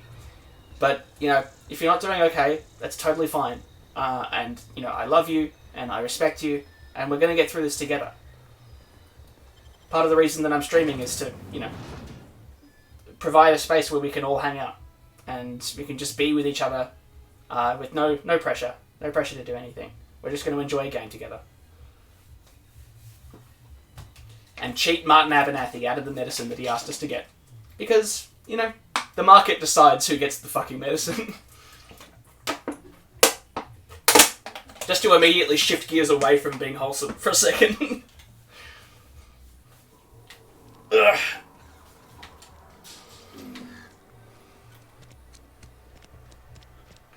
Alright. Now, see, the embarrassing thing is that they're kind of standing within earshot of each other. So, if I give the medicine to Esther, Martin's going to hear of it. Somebody's been running around town raving about a colony ship. Plague must have gone into their brain matter. Oh, I don't know who that could have been. Oh, what an irresponsible person, whoever that was. Definitely not me. Thanks. I'll see to it that this medicine gets to the people who need it. Uh-huh. Here. Something for your trouble. Nothing personal, but I hope we never do business together again. Don't want to make a habit of consorting with smuggler types. I'll have you know, I am an authorized and legitimate Spacer's Choice subcontractor, thank you. It's not that simple. You want my silence? You're going to have to buy it. I'm curious. Who are you going to give that medicine to? And there it is. The reason I don't like depending on a criminal. I kept a little contingency fee in case you decided to shake me down. That's fine. I'm curious. Who are you going to give that medicine to? Somebody deserving. Silas, on account of him being out in the cold. Oh, there you go. Amelia, seeing how she's around people all the time. Anybody in the sick room? Ooh. Oh, I'm an actuary. That means I keep tabs on a worker's living expenses. How much it costs to feed, clothe, shelter, bury, and replace your average human worker. Technically, I'm employed by the Spacer's Choice Department of Human Resources. Yeah, it's a common thread in this game is playing on the term human resources and on the use of, in corporate contexts, the use of the term asset to describe human beings. Now, it's a pretty subtle and intricate bit of black humor, or satire, you might call it. You know, I'm not sure exactly which is the best category for it. But, you know, oftentimes in corporate context, you know, I've worked briefly in a corporate context in Australia, and that kind of casual use of the terms of commerce and of business to describe relationships between people, it's very common. It's used without thinking, to be quite frank about it. In those contexts, you will often hear discussions, you know, people referring to each other. They say, "Oh, they're a great asset for, you know, our organisation," right? And of course, they don't mean, you know, I look at them like a piece of property. They mean, you know, this person has some skills, you know, and I respect their contribution to our effort, right? As far as that goes, it's fine. But the issue is the uncomfortable implications that are smuggled into a conversation when people start to use economic language as the primary way to refer to each other. Exactly, Bramble Street, yes. A part-time worker as a limited resource, right? The problem is when the economic relationships become dominant. When we start to treat people, the relationships between people, as if they are relations between things. When we start to equate an asset as in, you know, a piece of plant or machinery with the contribution of human labour to an organisation, when we see both of them as just inputs to production. And this game kind of represents the logical conclusion of that, which is, you know, the reckoning of human beings as literally pieces of property. The tabulating, the reduction of entire lives to figures on a balance sheet. This is the result of that. So, in a way, this game is kind of sounding a cautionary word of warning. You have to be careful. Like, I know people don't mean that when they say things like this, but you have to be careful about letting these ideas sit too comfortably in your mind and letting them warn against becoming too natural. We've read all these. Tartarus Source, yep, all good stuff. Mag Pick. Bypass Shunt. Oh, what's this? Scorched Journal. After sneaking parts out of the industrial sector for a couple of days, I think I finally have everything I need to build my own flying death machine. Oh, lovely. This is an innovative and enterprising individual right here. However, upon closer inspection, I'm not entirely sure all these components will fit together properly. It's not like the board would build their mechanicals with custom-tooled parts, right? Everything would have to be modular for all these mechanicals to run efficiently. I'll tool around with things for a bit and see what I can put together. After a few hours of experimentation, things are starting to come together, but I still don't have it down to an exact science. For instance, there's something wrong with the memory processing core that I can't seem to sort out. When I tried to install it, the unit made a loud buzzing sound and refused to respond to any feedback. I removed it, whacked it with a wrench a few times, and that seemed to stop the buzzing. Things seemed like they were working for a few seconds after I installed it again, but now there's a sharp clicking noise every few seconds, and the damn thing's right stabilizer won't stop twitching. I'll try removing the processing core again and giving it a few more good whacks. That'll learn it. I think we can see the result. There's the whacking implement, and here is our enterprising individual. This goes to show you've got to be careful when you mess around with these sorts of things. Although that reminds me actually of a section in... well, these are Marauders anyway, I don't have to worry about them sleeping on the job. In Final Fantasy X, I was playing it when I was young, and there was a wall that a section of a dungeon I wanted to get past, but there was a wall that was tethered to a cabinet, or to a passcode, but I couldn't figure out what it was. And I kept running around the room trying to find the appropriate thing, and then, in a cutscene, Titus just whacked it with his fist and it opened. So 10-year-old me was like, oh wow, it looks like you can solve your problems with violence. Obviously, I didn't take it to heart, but I just thought it was like a funny the implications of that solution. Nothing in here, I'm not interested. Oh, by the way, I leveled up and I forgot to put points into stuff. Ha, as Mr. Flipper says, or as Titus would say, ha ha ha ha ha ha ha ha. Sorry for any headphone users. Defense. Hey, I said sorry. What more do you want from me? Oof. About to get a revolt in my chat, everyone. Sneak. Pickpocket. Steal from humans while sneaking. Dialogue. Defense. Dodge recovery speed 100%. I'm going to say a few points into here. Handguns. I'm going to say a few points in here. And medical, science, engineering. 2 points in here and 2 points in there. That'll do. Perks. Okay, now I get to have a good one. Plus 50% XP from companion kills. That might be handy. Fast travel while encumbered. Tactical time dilation recharge rate.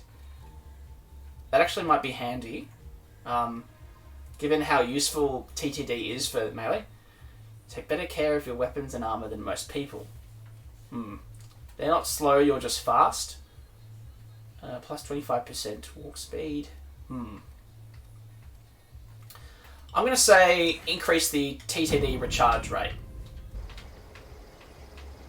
So I should be able to use it a lot faster.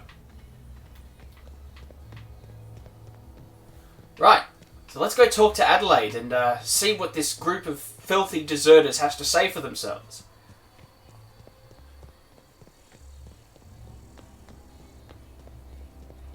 I'm looking forward to listening to this back when I am getting ready to upload to YouTube and having my ears be destroyed by my Titus impression there. Sorry again, everyone. I don't know you. I don't know you Whatever either. you're looking for, it ain't here. Move along. Okay, what's your problem? Armed strangers wandering into my camp for one. Some of my camp wandering out for another. You obviously run a tight ship. Got anything in you besides questions? Nope. No, I'm sorry. That was unworthy of me. Lady named Zoe went missing some nights ago. Just up and vanished. Oh, that's without who we a found trace. before. Now I'm pacing around wondering if marauders got to her. Upbeat, a little strange, loves Rizzos. Yeah, I met Zoe. She was in a marauder camp. There you go. Thank the Eternal. Wait, marauder camp? Is she alright? Yeah, I killed all the marauders. You mean in the head, or she's become one of them? Calls herself Queen of the Marauders. She's fine. They were getting along. Oof. Alright, which one should I pick? Should I pick Queen of the Marauders, or she was getting along? What do you think?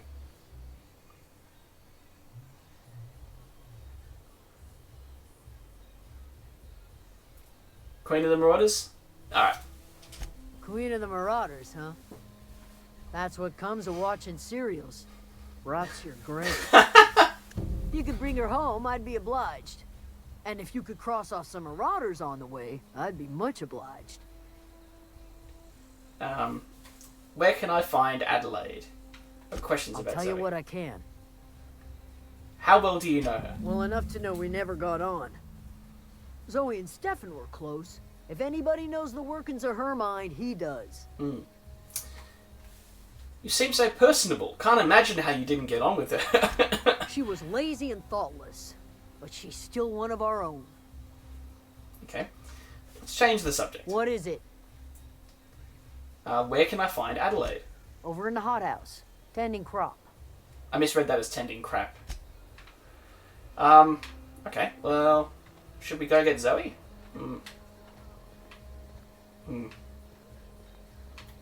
I'll talk to Adelaide first, and then we'll go get Zoe.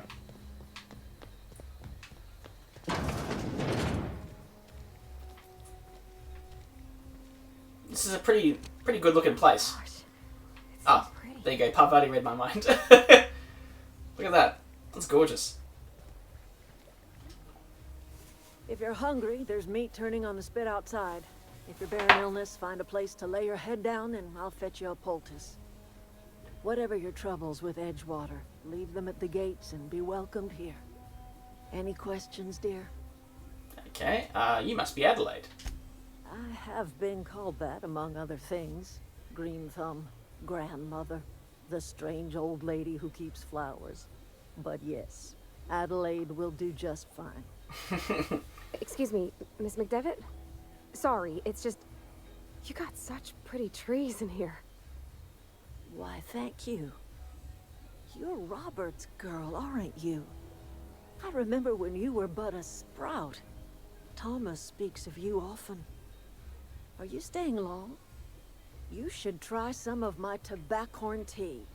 I brew it in an old spittoon, but it's been cleaned.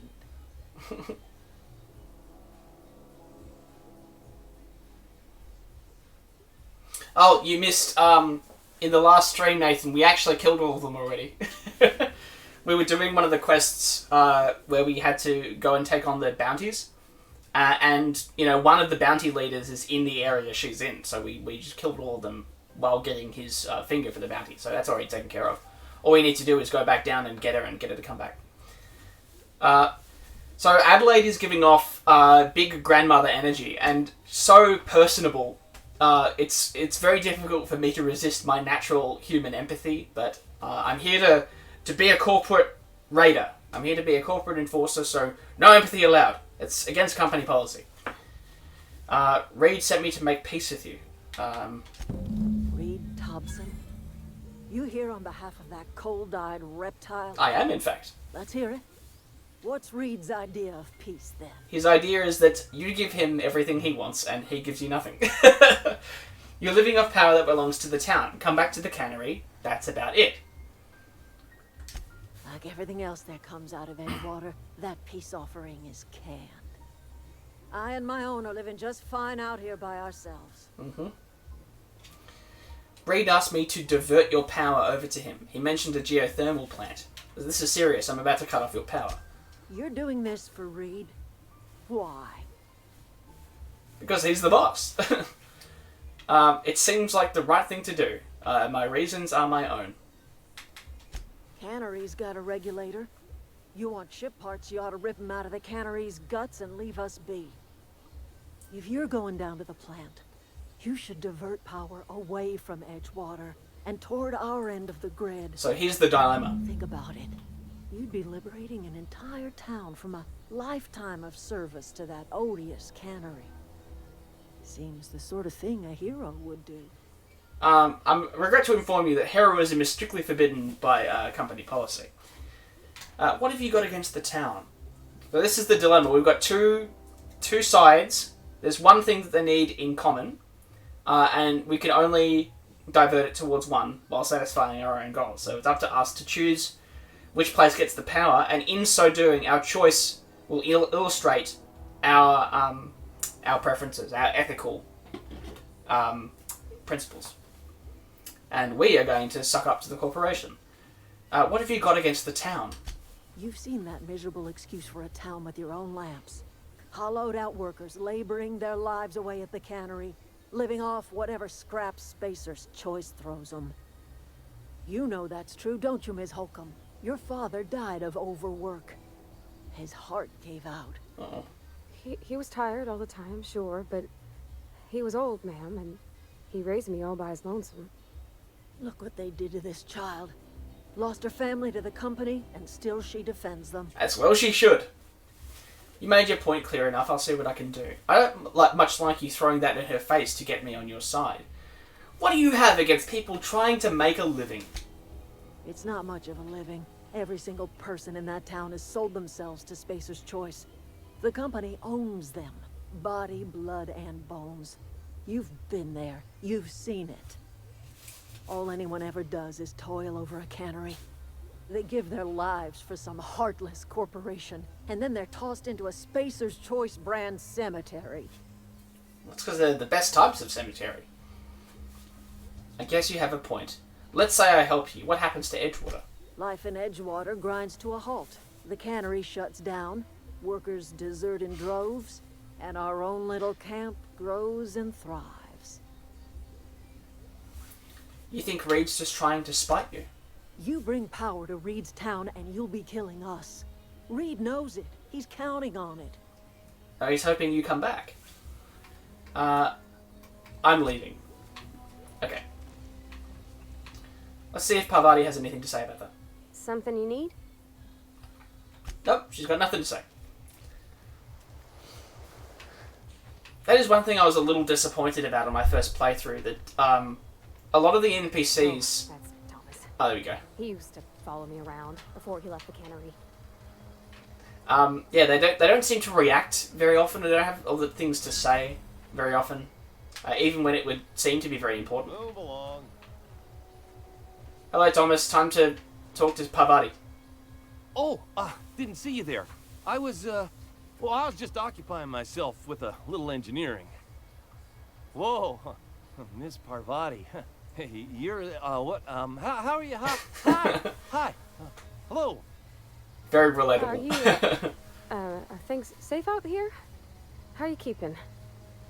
Great, just great. I've been trying to keep stuff running, just like you. Only I'm not so... Wait, they didn't kick you out, did they? Oh gosh, no, I'm just along with this. Of course, Emily doesn't think that his name fits. What would you call him? Town? I mean, you don't exactly look like you're from town. I'll take that as a compliment. Well, what I meant was you're reasonably well armed and don't look stricken with plague. Sorry, I just wasn't sure if you were from town or if you were one of us. Jeffrey. Something's been chewing at me, you see. Fact is, I've been, well, lying. To everybody here. Camp thinks I'm a mechanical genius, but I couldn't fix a busted chair. Never too late to start learning. I could give you a couple pointers. I'll take all the help I can get. I set my mind to learning the craft of the engineer, you see. I want to make something of myself. Chaz was Ever heard of the Young Spacer's Guide to Mechanical Engineering? Comes in a set of 3. If I had my hands on one of those data pads, I could teach myself the ins and outs. Those are good. My dad kept a copy with him when he was working in the cannery. I think you're right, Nathan. I think he does get a special. Parvati gets a special ability. Should find another one back in town. If you could find me even one of those pads, I'd be greatly obliged. Alright, well I've got one. Today's your lucky day, Thomas. I've got one of those data pads you wanted. No kidding. Really? Well, which one? Part 1. Look at that. Building a computing machine out of Spectrum potatoes, a primer. I'm just glad it survived all these years. I appreciate you going through all that trouble. Okay. In fact, I put aside something special on the off chance that somebody'd search out those data pads for me. Rolling in it right now. I'll let you know if I find any Sure. others. I'd be glad to take them off your hands. Okay, I want to ask you something. What's on your mind? How long have you lived here? Couple months. This camp's my home. People you see milling about, they're my family. At least I think of them that way. Oh. I owe them my life. Would have died in the wilderness if they hadn't chanced upon me, starving and delirious. What were you doing out in the wilderness? We all left the cannery for one reason or another. Me? I was let go. Mostly on account of my incompetence. That seems justified then. I was incompetent. Oh, at least he's frank about it. On my own. Grace found me, Adelaide took me in, I've been on my feet ever since. You weren't incompetent. You just didn't fit the cannery. Not like here. This place had a U-shaped hole, and now it doesn't. That's really sweet. You could stay, you know. Here. I'd be happy to... I mean, we could really use... this isn't coming out right. If you want, Adelaide would make a place for you. Oh. Oh, shucks. Young infatuation. Why does it look like Jeffrey's wearing eyeliner? Well, I mean, eyeliner is an indispensable part of post-apocalyptic chic. You know, you can't really call yourself, you know, a deserter in the wasteland without it. It seems, in general, though, it seems that there's a, you know, a relative lack of that kind of BDSM bondage gear that you see in a lot of post-apocalyptic fiction. Maybe because it's not quite that bad yet. Alright, we've been going for about an hour and 3/4. I'm going to put the stream on a bit of a break. I'm going to take about 5 minutes to go to the toilets, get some drinks. If anyone else needs to do that, welcome to. And I'll come back in 5 minutes. I hope to see you there. I'm going to switch to the pre-stream card for now, so there can be some music for anyone who wishes to stick around. They're a cancer.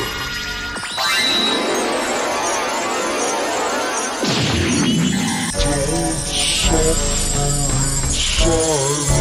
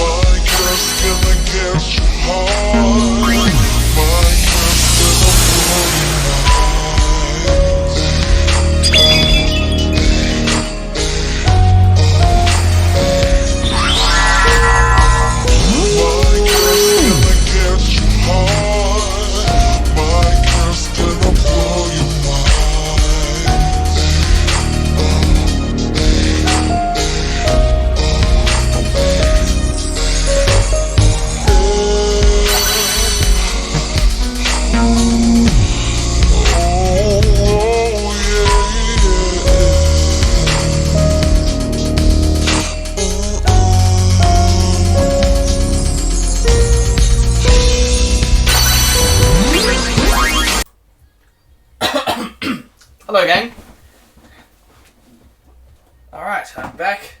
Got some snacks, some gamer fuel, and we're ready to crack on with this. Now, I think that first on the agenda is to get Zoe back to this community. That's alright, you can go get snacks. I'm going to be spending the next few minutes heading off to get Zoe, so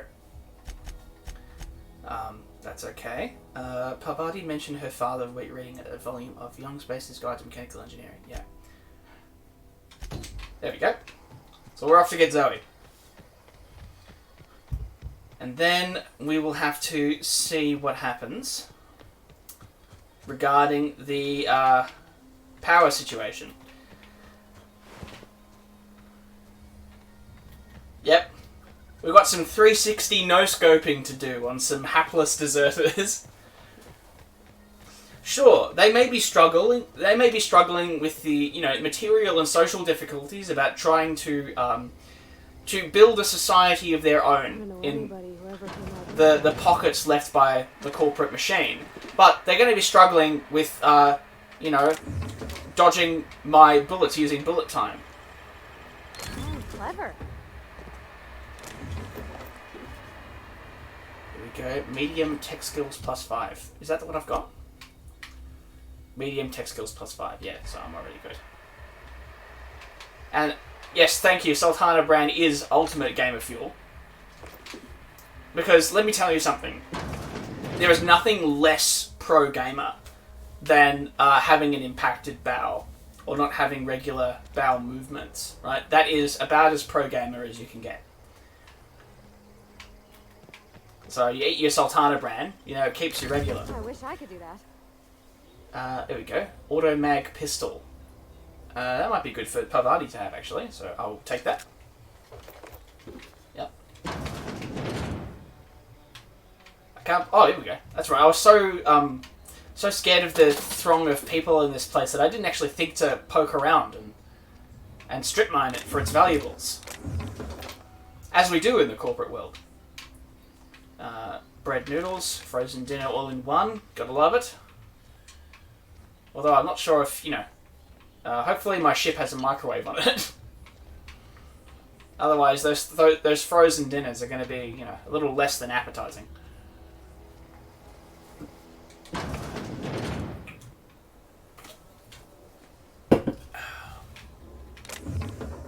Extendo sight, beautiful. What's this? Oh. Fucking nothing. Useless! Oh, actually this is something. Adrena. Time to smash. Ah, good. No, my shins didn't snap and break under all that pressure. Go and fetch Zoe in just a sec. I'm just gonna loot this place. Ooh, there you go, locked door. Always a treat. This game gives you a grenade launcher. Hey! I might give that to Vicar Max when he joins the party. Energy cell, yep. Parvati, would you stop loudly saying shush every time I sneak? It's really not helpful.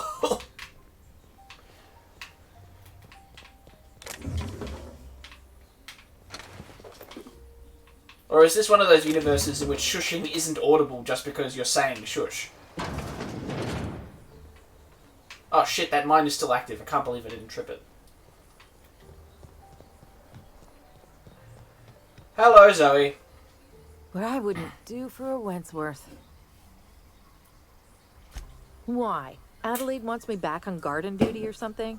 Thanks, but I'm not going anywhere. This is where I belong.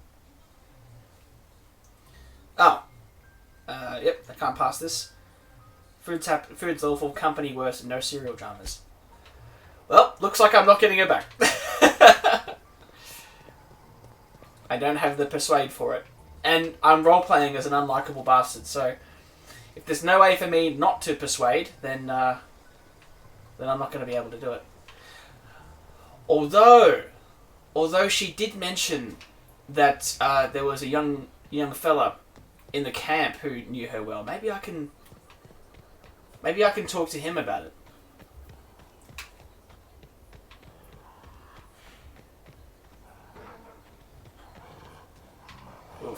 looks a bit intimidating down there.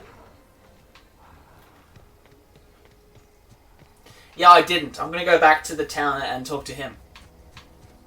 I'm thinking maybe he has a solution to the puzzle that doesn't involve a persuasion check. I was thinking that I could just, like, there could be a nice persuade option and, like, a threat option. And I've been doing well with my intimidation checks so far, but no, it looks like that's not the case in this one. Yeah. So I'm going to go back and I'm going to have a chat with old mate and see if he will spill the beans. Because, Colonel, this is a reconnaissance mission. I've got to conduct an investigation. You, tell me all you can. Hungry? We got canid ribs, canid flank, canid snout too. Something I can help you with? What are you selling? Oh. Fresh off the limb, and that includes canid meat. What else is fresh off the limb? $5. Here we go. Okay. Oh, Jesus Christ, that's quite heavy. But it's a gun, so I don't care. Piecemeal mining helmet. Mr. N. Electrocharged surface. Ooh, that looks very good. Beanie. Lightweight. Inspiration +5. Cool. That looks like a good mod. But I don't think I need that quite yet. I'm sure I can find it. I'm going to sell some stuff. I'm going to sell... No, actually I'll break that down for parts. Should have some junk I can sell. Ah, here we go. Sell junk. How do I sell all? Hold X, sell junk. There you go. Made a little bit of money. Something Anyway, I can help you now. with? You mean Zoe? Yeah, we were pretty close. Not like her to go loping off. Mm-hmm. Tell me a little about Zoe. Zoe was always obsessed with this cereal. Masked Marketeer. The scion of Byzantium turns to banditry and teaches his marauder companions the wisdom of free market economics. Oh, wonderful! Shame she I want to watch the show. She did. I had a surprise lined up for her. You sound like some type of corporate fixer asking all these questions. That is exactly what I am. Was she acting strange before she disappeared? Can't say I recall Zoe ever acting strange. Well, except for her habit of writing things down on scraps of paper. She called it journaling, but I think it's just plain odd. Alright, so we've seen Zoe before. So what do you think she looks like if not a Zoe? Let's have an entire list of alternate names for everyone. What was that about surprising Zoe? The other day I got my hands on a genuine copy of the latest Masked Marketeer. I was gonna surprise Zoe with it, but she was gone the next day. That's alright, we'll probably go back and see her in a minute, so you can figure it out then. Any chance you can lend me that copy of the Masked Marketeer? Not much of a chance, no. Mind if I ask why you're interested? Zoe's living with marauders nearby. I need something to tempt her back to camp. Zoe's living with marauders? Yeah, that sounds like the sort of sideways, brat-brained plan Zoe'd come up with. I've met a single Zoe in my life and I feel it. Or maybe you're trying to wheedle me into relinquishing my only copy of the Masked Marketeer. It's a collector's edition after all. Now, why on earth would I be interested in doing that? It sounds like an interesting thing. She asked me to do this. She said she was angry at you. Look at my face. Do I look like I give a damn about your show? I'm gonna lie. So she wants a little peace offering, huh? Don't know what I did to offend her this time.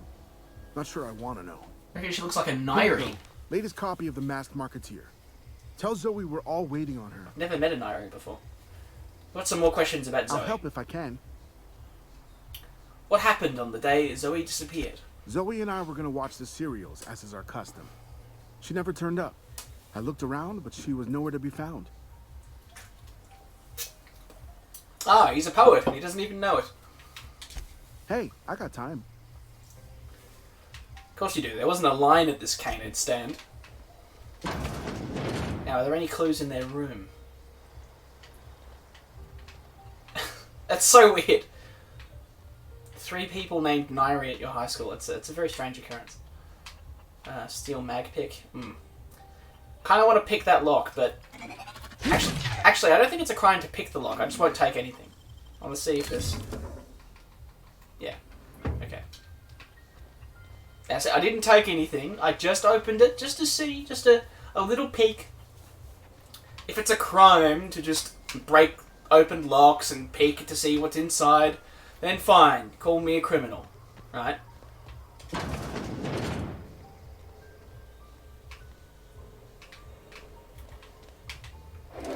But you love that picking locks isn't a crime, but taking the stuff is? Yeah, picking locks just for the experience. It's pretty good. Particularly so in this game, because this game's quite generous with the lock-picking experience.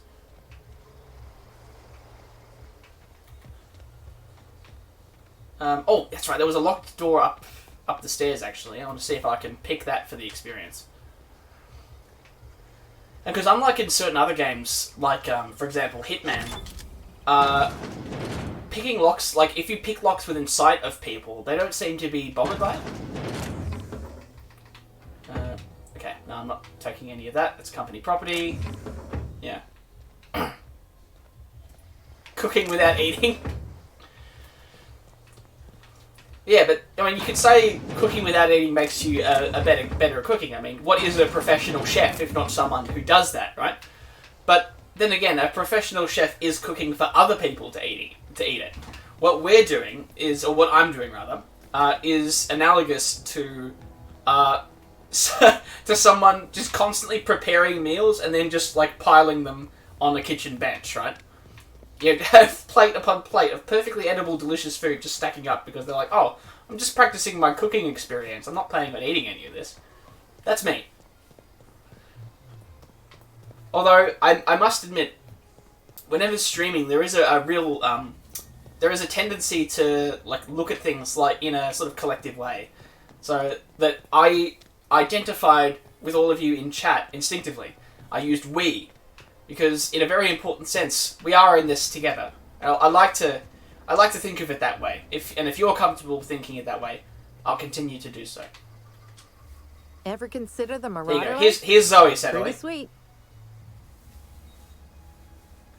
Stefan told me about your favourite cereal. So now's your chance, Sadly. If you think that this person doesn't look like a Zoe, you got to come up with something new.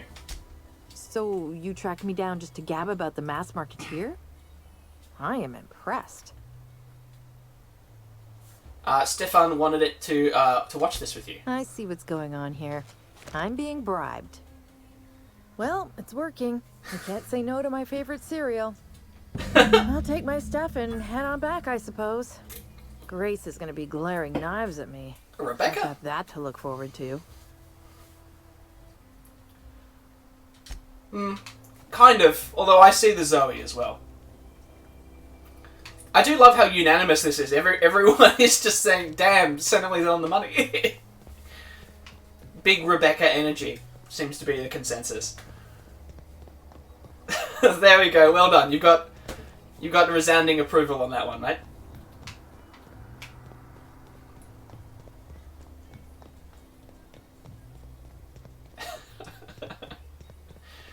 This is great. I'm interested to see what else you come up with some NPCs later in the game, because there are some looks, some capital L looks later on. But I love that Zoe felt strongly enough about how much she felt dissatisfied with her life here that she packed up and left without talking to anyone. And yet she didn't stop to think that if she were to move, then she wouldn't be able to watch her favourite TV show. And that was enough to get her to come back. It's like, you know, I really hate my life, my job, I can cut off all my relationships, that's fine. But fuck, oh, I just realised I can't watch Deal or No Deal. That's a no deal for me, I've got to move back. What is it? I talked We Zoe didn't into coming always back. get along, but I'm glad to know she's safe. What happened, anyway? Something about wanting to be an outlaw. They hadn't heard her. There we go. Zoe joined up with a band of marauders. Zoe. The same Zoe who doesn't know a barrel from a trigger. Well, I've heard stranger things. You pretty much did my job for me. Least I could do is pay you for your trouble. Let me know if I can do something for you. Yes, you can sabotage the power distribution network for your community. If that's alright with you. And look at this, suddenly just continuing to experiment with the plasticity of their own body.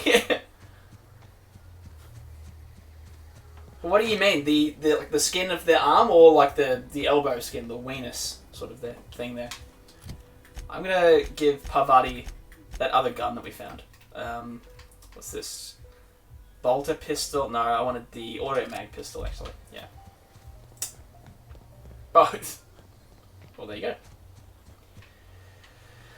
go. Okay, before we tackle the geothermal stuff, because that is moving on pretty significantly with the story. It's going to change the world state pretty significantly.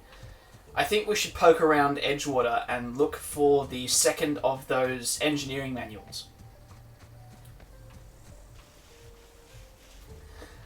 Now, Nathan, you don't happen to remember where the third one is, do you? You might save some time looking around for it. Or perhaps there's a clue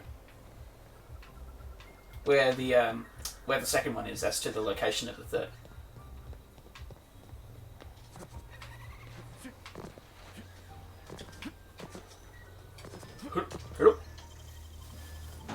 Alright.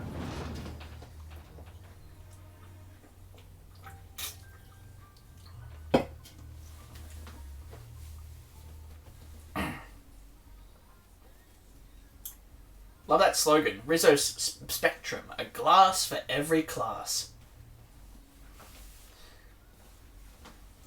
That's kind of... It's interesting.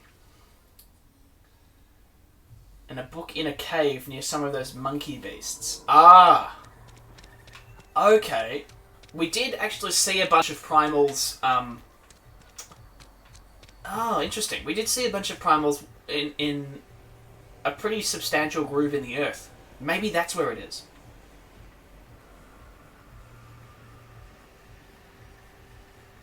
Oh, okay. Right.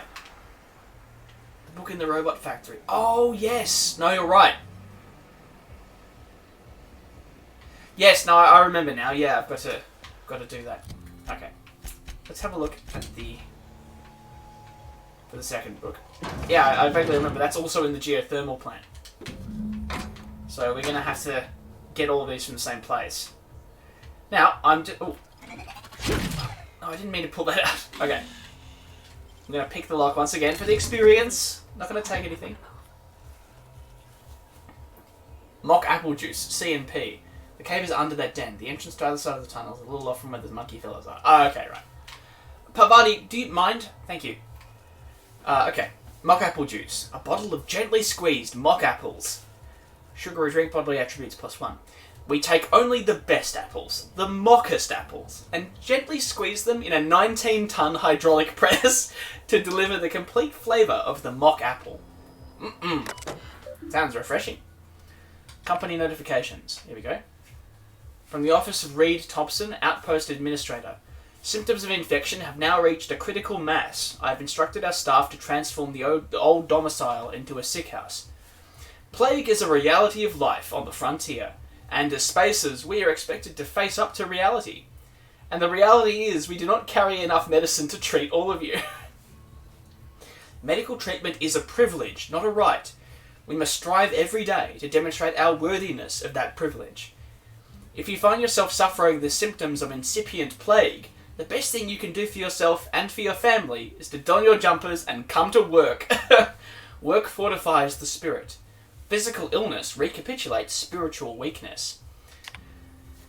And we can actually see some of those words, like, that's satirical, right? But we can see in the same way in which several Onion articles turned out to actually be, predictions of future events. We can see some of those words being spoken unironically in the American context, right? The common criticism of universal healthcare is that it would essentially amount to a form of conscription or enslavement for doctors, right? So saying that healthcare is a right is in essence saying that you have because rights imply corresponding duties. So it essentially means that the doctors have a duty to treat people. One would argue that that's kind of what they signed up for with the Hippocratic Oath and everything. But it's interesting the way that they kind of frame it, and that this being one of the worst case scenarios that we see in the game is actually kind of being lived by those in that country. And we see also the element of that message about that the best thing for sickness is coming to work. We see that in how the coronavirus pandemic is being handled over there.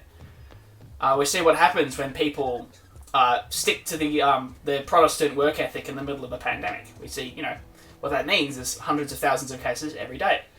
And a death toll which is climbing steadily to 1 million.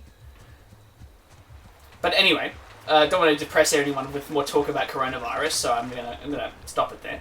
We're here to have fun. And part of the fun that we're going to have involves shutting off power to a remote community. And seeing what happens, basically. I am curious, because when I played this through the first time, as you might have gathered from the way that I've been talking about these issues, I diverted the power to the Deserters community. And what happened then was that the cannery shut down, and everything went dark. Now, I was expecting the world situation to change quite rapidly, actually. I was expecting that maybe there was going to be an increase in... oh, shit. I've walked back to my ship. Damn it. Hold on. Let me just... come out of the power. Yeah, there we go. Whoops. I walked the wrong way. I thought I was going on the right way. Serves me right for not following the map markers. Yeah, so I thought that it was actually going to be a more significant change than it was. But, no, pretty much everything is the same. The only thing that changes is that it's darker. That some of the random dialogue bits you get are just people saying, well, can't go to work now, the cannery's shut. And there's a permanent kind of grouping of workers out the front, and the managers are, confronting them. But it doesn't ever get beyond them exchanging words to each other. I was a little disappointed with that, so I wonder if the effects of this change are going to be more significant. One would hope that it would actually be the case that the Deserters will be forced to move back into the community, because it'd be interesting to see how the social dynamics would change. Well, good thing, Parvati, because we've got to poke around in here. Okay, now how do we get in without just triggering the automated defenses? There's got to be a sneaky way in. No dissidents found.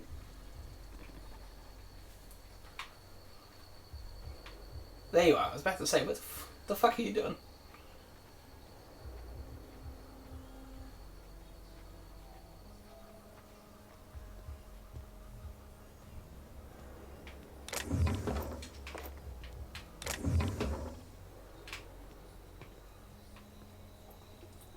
What, you think Parvati looks like a Zoe, Semele? Oh, okay. Looks like this is not the way. Okay. Well, that is an interesting solution, Nathan. I'm going to see if I can... Maybe I can do that. But ultimately, that'll depend upon which option is more consistent with a corporate raider. I might go the worst possible scenario and have Reed continue to be the leader. And come what may. Okay. Maybe there's a way of turning off this... oh, hold on. There's a big green button. Oh no, that's not interactive. Never mind. Yeah, exactly. Right, I can't try and genuinely attempt to improve the lives of other people. I have to do what's best for the bottom line. Improving lives is irrelevant. Yeah, I'm gonna fucking jump. And also try not to get spotted by this robot. Okay. Now with this electric weapon and stealth modifier, I should be able to take this out with one hit. Let's have a look. Boom goes the dynamite. Okay, now... Okay, is there a way around here? Oh, but there is a thing. Cartridge, hunting rifle. Thank you for the parts. I named that robot Rotob. Ah, look at this! So here was the sneaky way. Ah, I could have gone in this way. Clever. Multiple paths of entry.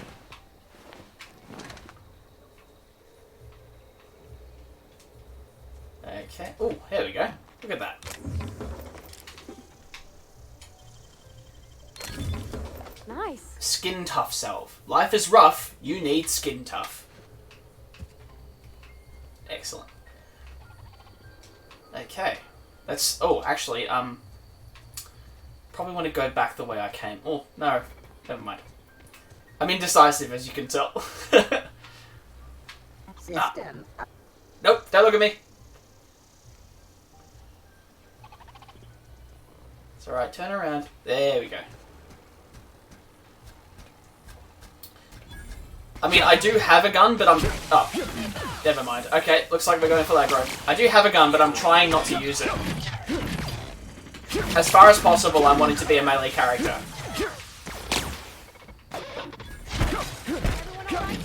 There we go. So, I'm using guns only in emergencies. And that was not an emergency situation. But it looks like I've taken care of most of these guys. Okay. So I can't fiddle with it on this end. I might have to poke around in here, I think.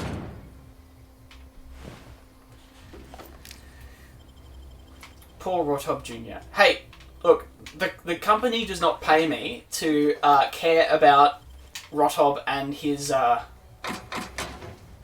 offspring, okay? That is strictly an externality. There we go. Break down for parts. Okay. I can hack this computer. Let's see what I can do about this. Disarm security fences. Yep, got it. View recent logs.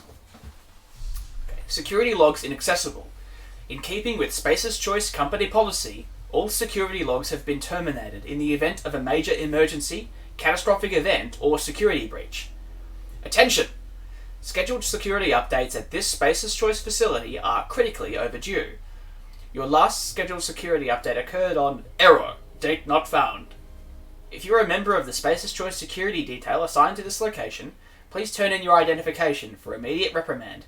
Failure to do so may result in an immediate reprimand. I do love this. I wonder if failure to acknowledge that failure to hand in the thing will result in an immediate reprimand will itself result in an immediate reprimand. Is it essentially immediate reprimands all the way down, is what I'm asking. Okay, looks like I can enter in on the side. Oh, good, I don't have to pick the lock or anything. Alright. We're descending into the belly of the beast.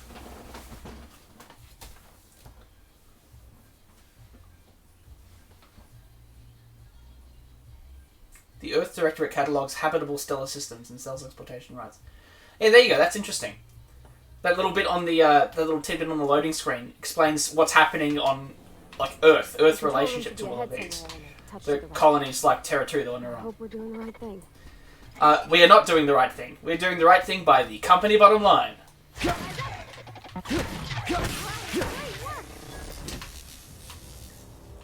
Yeah, I think I should remember when I get there. I've got a vague memory about this area in general. Okay. Mag, Mr. Power, Mag 2 Power. 30 cartridge, security blade. Ooh. That actually looks pretty good. Let's replace... no, I want to replace the toss ball stick with that. Yeah. Okay. What can I do with this terminal? Oh, look, it's the manager's office. We just waltzed right into the right place. Unlock office door. Yep. Messages. Welcome, Jade Braden. From Spacer's Choice. Subject, get it together. Ms. Braden, this letter serves as an informal notification of our company's displeasure towards your management of the Emerald Vale geothermal plant for reasons related to exceeding your staff budget in your latest quarterly report. Please select five subordinates to be dismissed immediately. Additionally, please contact our office to schedule your official reprimand at your earliest convenience. Failure to schedule your official reprimand will result in an official reprimand. Oh, look, we've got this infinite circle of reprimands again. The Spacer's Choice family would like to collectively remind you that working for Spacer's Choice is not a right, but a privilege. So we'll see Jay Braden's response. Subject, no need for a reprimand. To the esteemed members of the Emerald Vale Development and Oversight Committee, I hope this letter finds you wealthy. After due consideration of your last letter, I have identified and terminated no fewer than 5 subordinates who were unable to provide sufficient justification for their ongoing employment. I would like to remind the Oversight Committee that while most of Emerald Vale has failed to meet its production and output quotas, particularly our agriculture and fishing canning departments, neither of which are anywhere close to profitable, the Emerald Vale geothermal plant remains committed to providing cheap, cost-efficient power to the entire region. Regards, Judo Braden, Manager. What's interesting, just before we move on, is how this kind of stultified style of communication results in everyone talking to each other, not using language, like, not through language, but using language, if you know what I mean. So they're quoting, essentially, marketing slogans at each other. Yeah, corporate speak. Ms. Braden, we've investigated the claims made against the profitability of the greater Emerald Vale region. Our officers agree with you.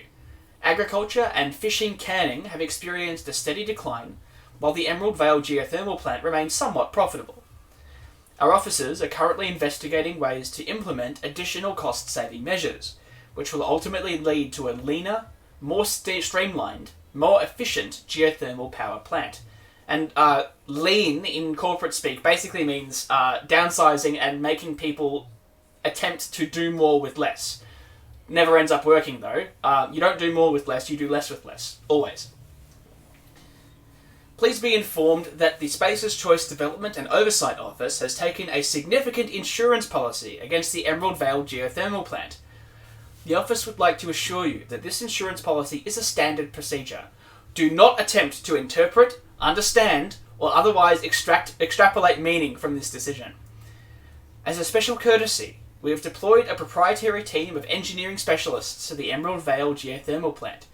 This team of specialists has been instructed to refit and upgrade the plant's population of automechanicals, free of charge. Thank you for your cooperation. Okay, so for the purposes of the story of this area, 2 things to keep in your mind. 1, Spacer's Choice took out a significant insurance policy on this plant. 2, after they did that, they immediately updated the corporate automatons. I wonder what the relationship between these two is. And I wonder if that has anything to do with the fact that there are no people around here. Although Spacer's Choice company policy forbids me to extrapolate or interpret the meaning of that in any way,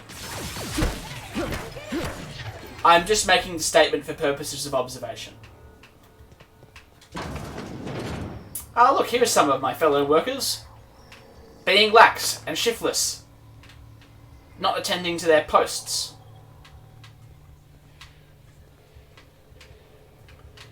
Can I get in this way? Yeah, here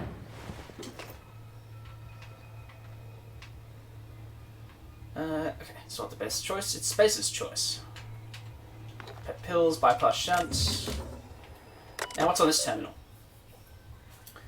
Okay, so we've got the receptionist terminal. It looks like all of the memory banks have been purged except for 2 personal memos. I had to borrow your copy of the Young Spacer's Guide to Mechanical Engineering. There you go, that's what Nathan was referring to. Radio's been sputtering and I needed the reference. I've returned the copy to the repair bay, so that's where we should find it. Chaos everywhere, mechanicals gone haywire. Gunfire, hearing some screams. Oh law, I think that was someone's leg. Would like to leave early for the day. Please deduct a delinquency fee from my pay. Thank you, proud to be a member of Spacer's Choice family. It looks like this person got more of a redundancy than they were expecting there. Okay, so that's the power room. Not sure if we can access it.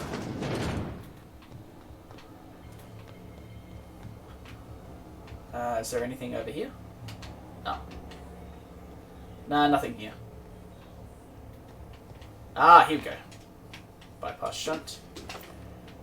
I have a feeling we're going to need to hack a few things to get to where we want to be. Okay, I'm not going to do that just yet. I'm going to investigate a little further and see what else this plan has to offer. Here we go. Oh, just shy of the hacking skill. Look at that. 44 out of 45. Optional geothermal security chest keycard. If I can find that keycard. Make pick. Ah, here we go. Terminal. Unlock door. Warning, this facility is in a state of lockdown. What's the passcode? Oh, I got it. Nice. Personal files. Personal log 79. Chester Higgins again. That hullhead.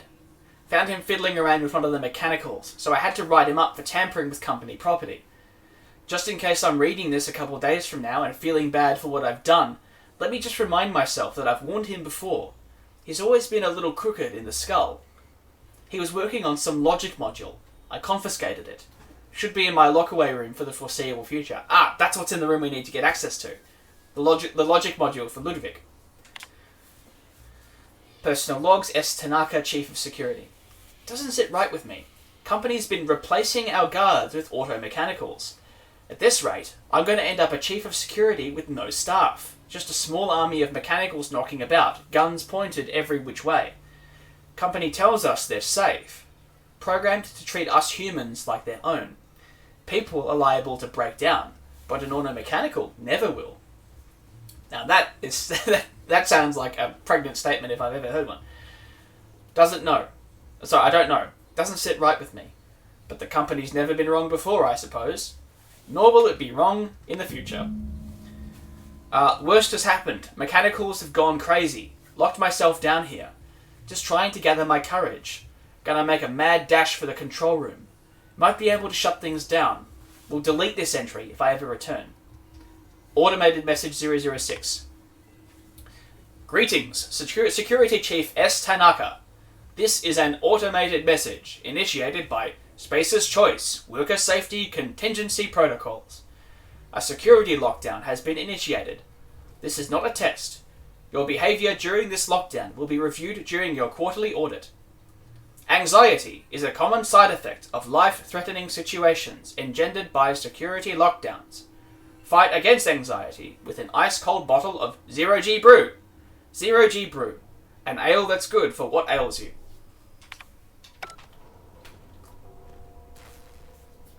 Damn, I wish I had a can of 0G Brew right now. All I have is this shitty inferior Coca-Cola.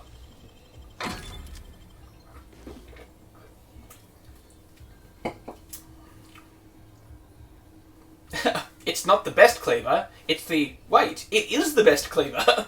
Its throbbing blade will pulsate its way into even the most recalcitrant dissident. Throbbing blade? Pulsate?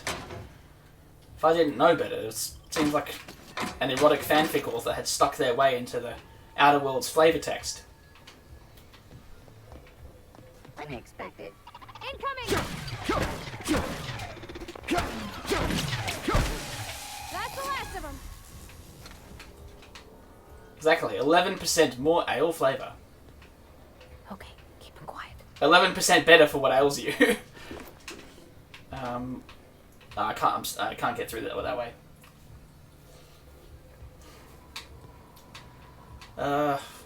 Okay, this is a road to nowhere. I'm gonna try and get through this way. Okay, excellent. System up. Security patrol initiated. Okay, let's see if I can sneak up. Oh, no, don't look at me that way. I'm not there. Stop! Oh!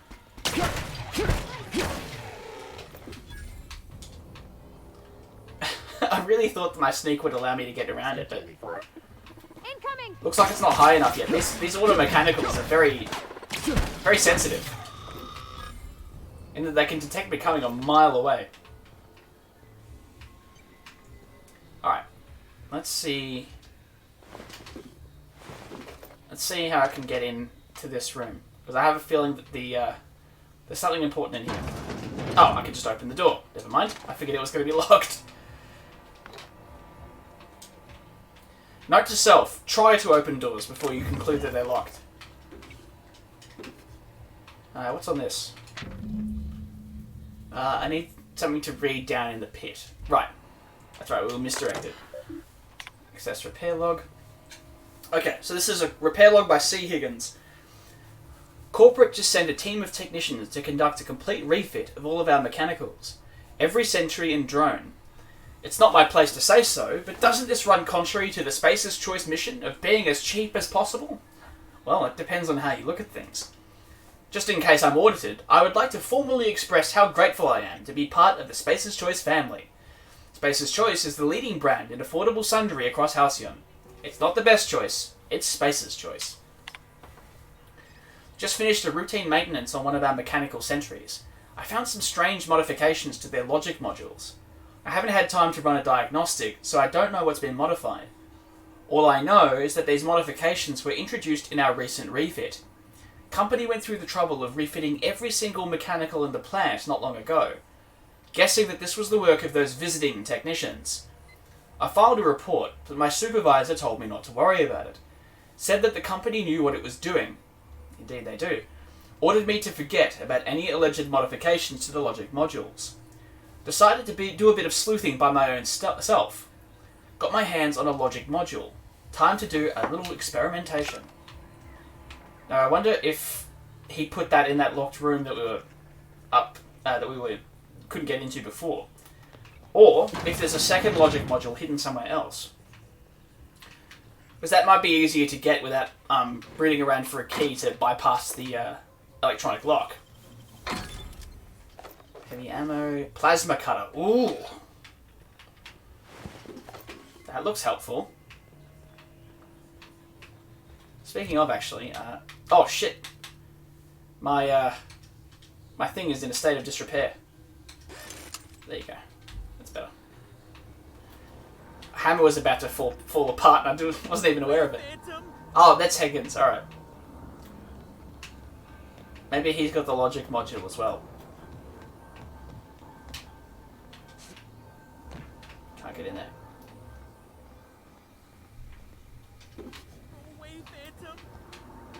I'm not a phantom.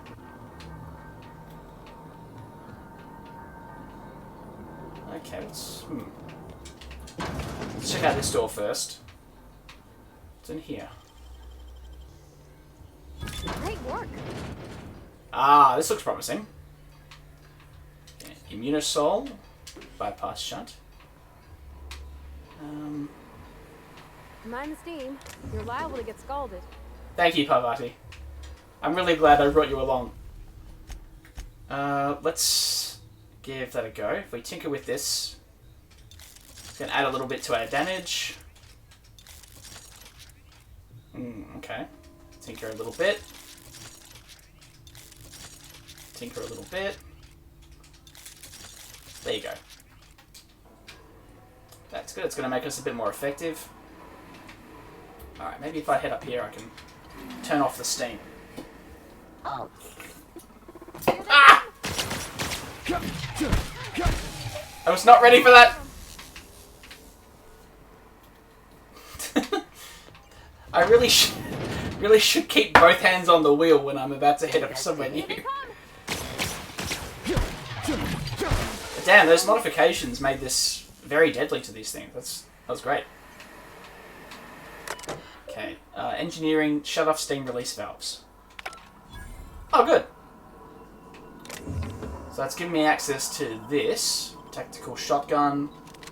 Handy. And a shortcut. Light pistol. Excellent. Sneaky tucked away over there. So yes, discounting Nathan, who I'm sure already remembers what's going on here. Has anyone in the chat put 2 and 2 together and figured out what's going on? Because it is a little unsavory. No, just leave me alone. Why do you think the company decided to refit all of the mechanicals while simultaneously replacing all the security staff with mechanicals? Go away, Phantom. Very curious. Because after speaking with my subcontracted accountant, you know, I can't determine exactly where the cost savings lie. Although, given that it is Spacer's choice, they doubtlessly were there somewhere. I just didn't see it. Okay. You're not real. You're not real. Get away from me, Phantom. Shoot. Scram. The jelly of Rebecca's looks. Rebecca is so beautiful that we can't have any humans on this side at all. We can't have anyone who could possibly compete with her. So get rid of them. Replace them with robots. That's one theory. I wasn't trying to startle you. Most people don't see me coming. Now, I've never seen a sneak dialogue check before. That's interesting. Most people? But I'm the only one left. No. Remember your first rule, Higgins. No arguing with the Phantoms. Yeah. See, Higgins? Hobson's this is why you fair. must always boil your sprats before ingesting. You're not imagining me. Of course. Do excuse me. I experience brief flashes of mania during which I am visited by the phantoms of my imagination. Chester D. Higgins. Could be Gary The D Hobson. stands for definitely not insane. I use it as a reminder. Back away slowly. I'll just be on my way. How long have you been down here? Hard to say. By my reckoning, Higgins has been here somewhere between 2 weeks and forever. My recollection's a touch fuzzy these days. Oh, switching between the first and third person. That's always comforting. That's always a sign of solid mental health. Oh, Higgins has been many things over the years. Sprat Wrangler, Saltuna Critic, Aetherwave Personality, Chairman of the Board, Galactic Defender, Sisty Pig Tycoon. I've come a long way for someone who started off as a simple engineer right here in this plant.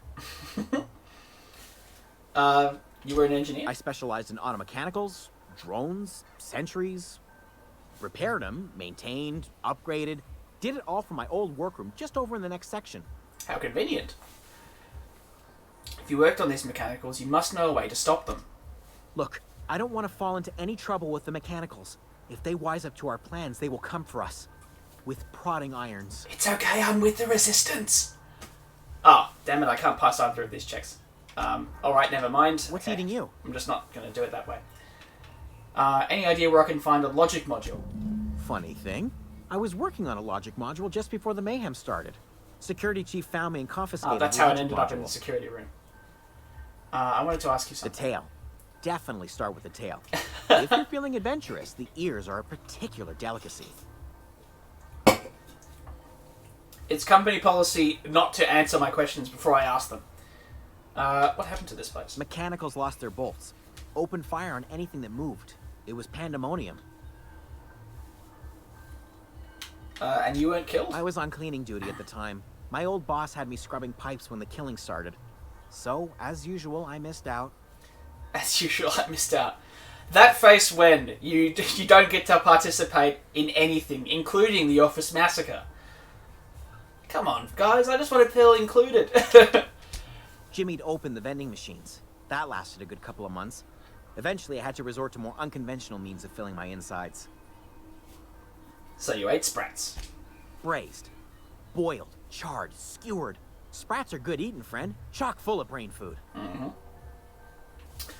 Brain food of a kind, yeah. Okay, so we've asked this question. Was that before or after you became a Sisty Pig Tycoon? Oh, before. Definitely before. Sisty Pig Tycoonery was the apex of my long and storied career.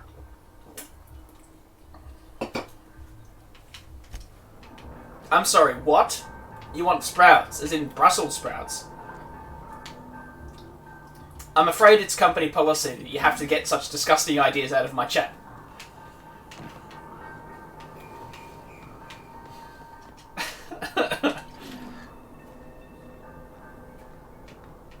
What's that? As in, Senali, if you're asking what Brussels sprouts are, it's better off that you don't know, trust me.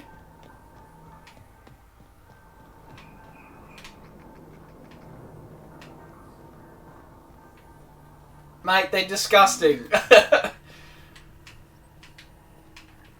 Ah, here we go.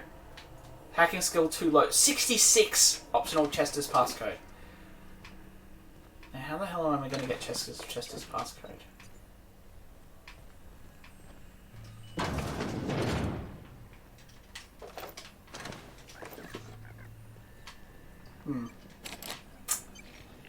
Okay.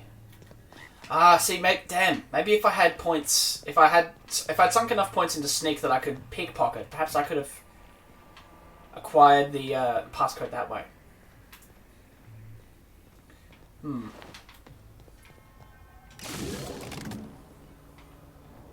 Okay. Good. Oh! That's right, the book's down there, isn't it? Shit. Okay, now I'm gonna go down and get the book.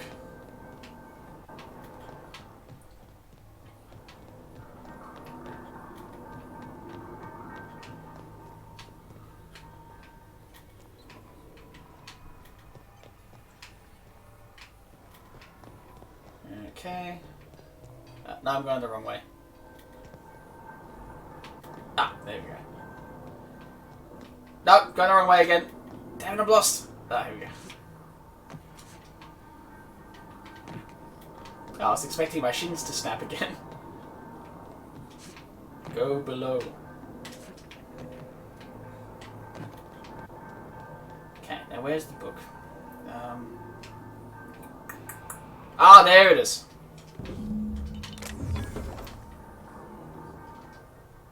What's eating you?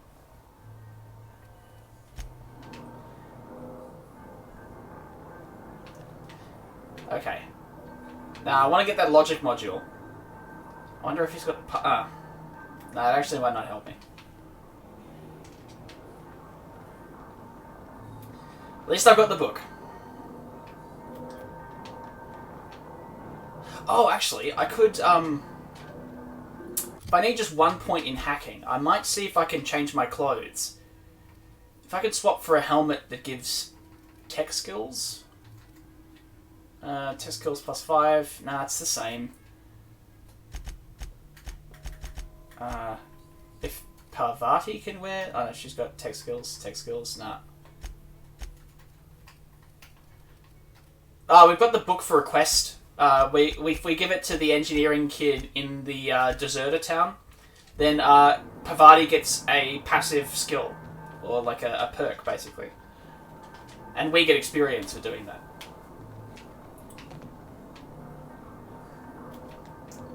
Okay, so the clothing isn't going to help.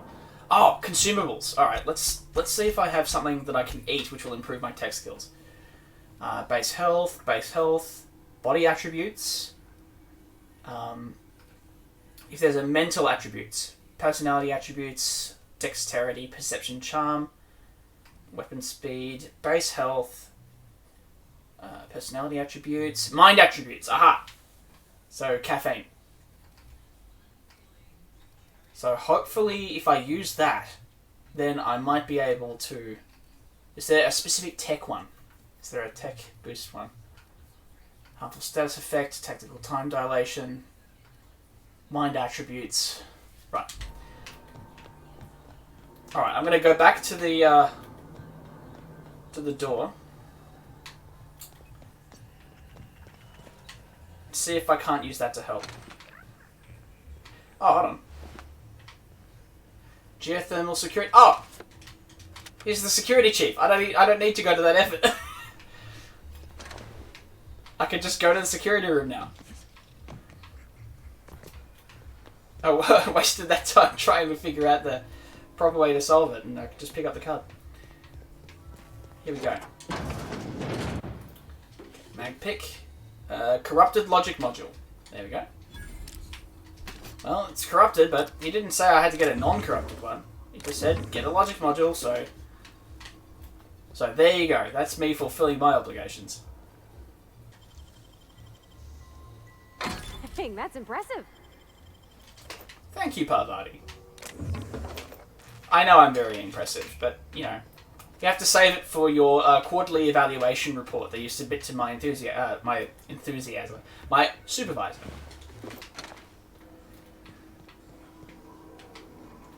Got it. Hands down. Okay, I can't get through this way.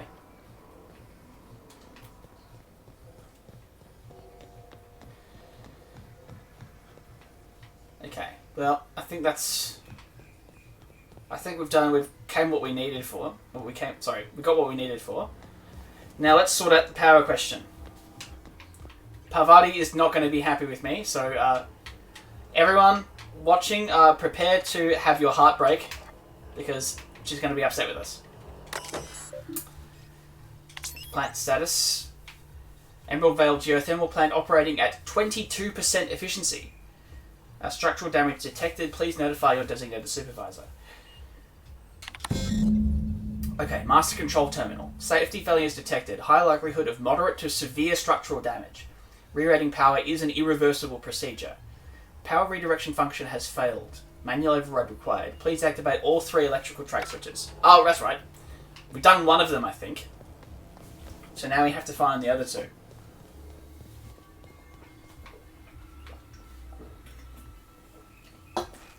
Then we'll see what happens when the deserters lose their power.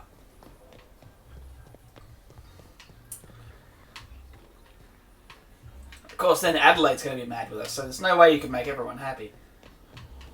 And poor old Thomas, I wonder what he'll have to say. Hacking skill too low. Okay, how am I meant to get...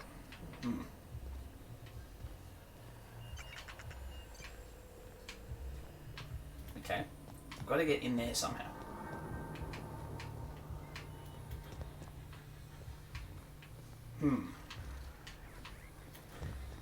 Maybe I have to get maybe I have to get there through the 2nd floor.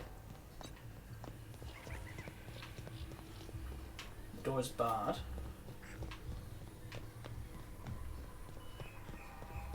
Oh no, this is just another way down. Oh. There's got to be another way.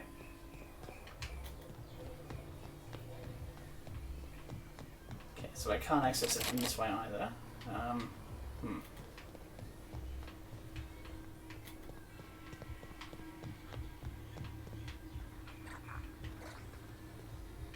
No, that's the way we entered.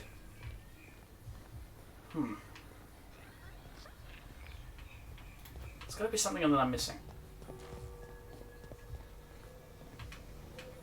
Maybe downstairs. There it is.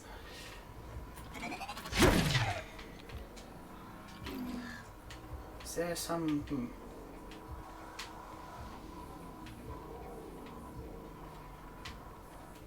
Kind of looks like I can get in down there.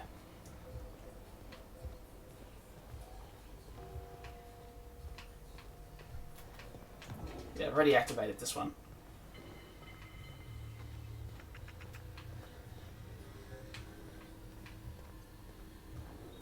Perhaps I need Chester's passcode.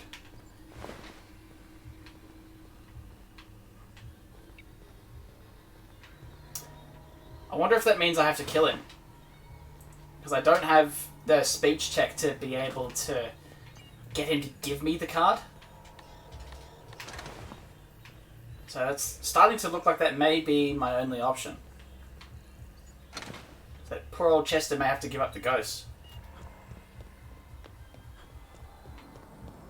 Thank you for that update, Senely. I appreciate that.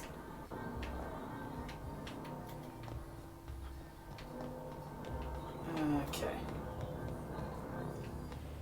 Ah, here we go.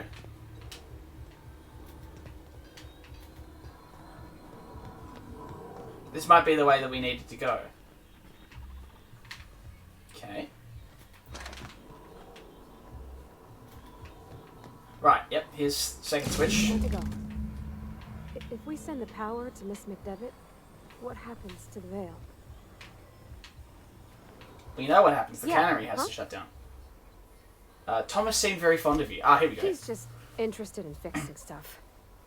He always used to follow me around. Are we sure? Asking me to explain what I was doing. But does... Like a puppy, kinda. Does the chat think that... I've not lately seen a man with a bigger or more obvious crush. I'm just glad he's alive. That he's okay. I mean, when Mr. Thompson said he was fired, we all expected the worst. If he wants to learn about engineering, we should help him get those data pads he wants. I'd like to do that for him.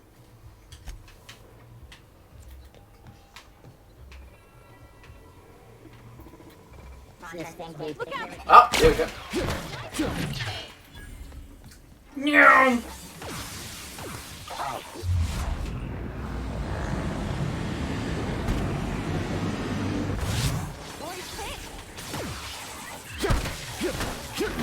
Okay, back this way.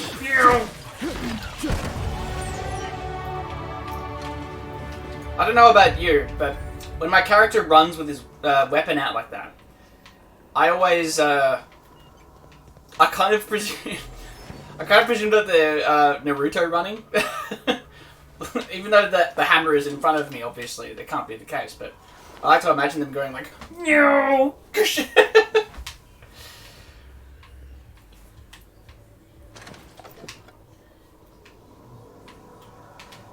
You know, the what do you call it? There always has been a sort of influence of Japanese aesthetics on cyberpunk. So when I think of like a high-tech corporate fixer, I think of it in a cyberpunk sort of context.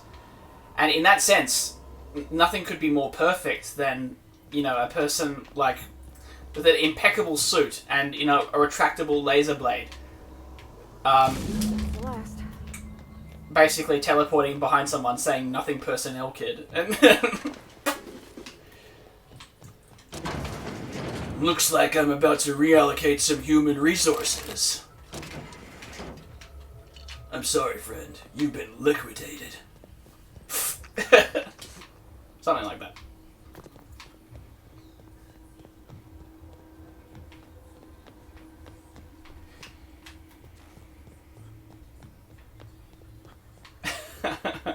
It's not that good. Once we do this, there's no going back. Hmm. Hey, mister? Look, I know you want your power regulator and all, but I just gotta ask you. Do you understand what you're about to do? Yes. I know exactly what I'm doing. But I'll hear our You should opinion. cut off Edgewater's power. I think it would be cruel. I'm sorry. That just sort of came out all at once. Edgewater's hurting. We've been losing workers year after year, and corporate hardly ever sends replacements. There's barely enough Saltuna to fill our bellies anymore. But the town's got some good people in it. Decent, hard-working folk just living their lives the only way they know how. They don't deserve to be punished.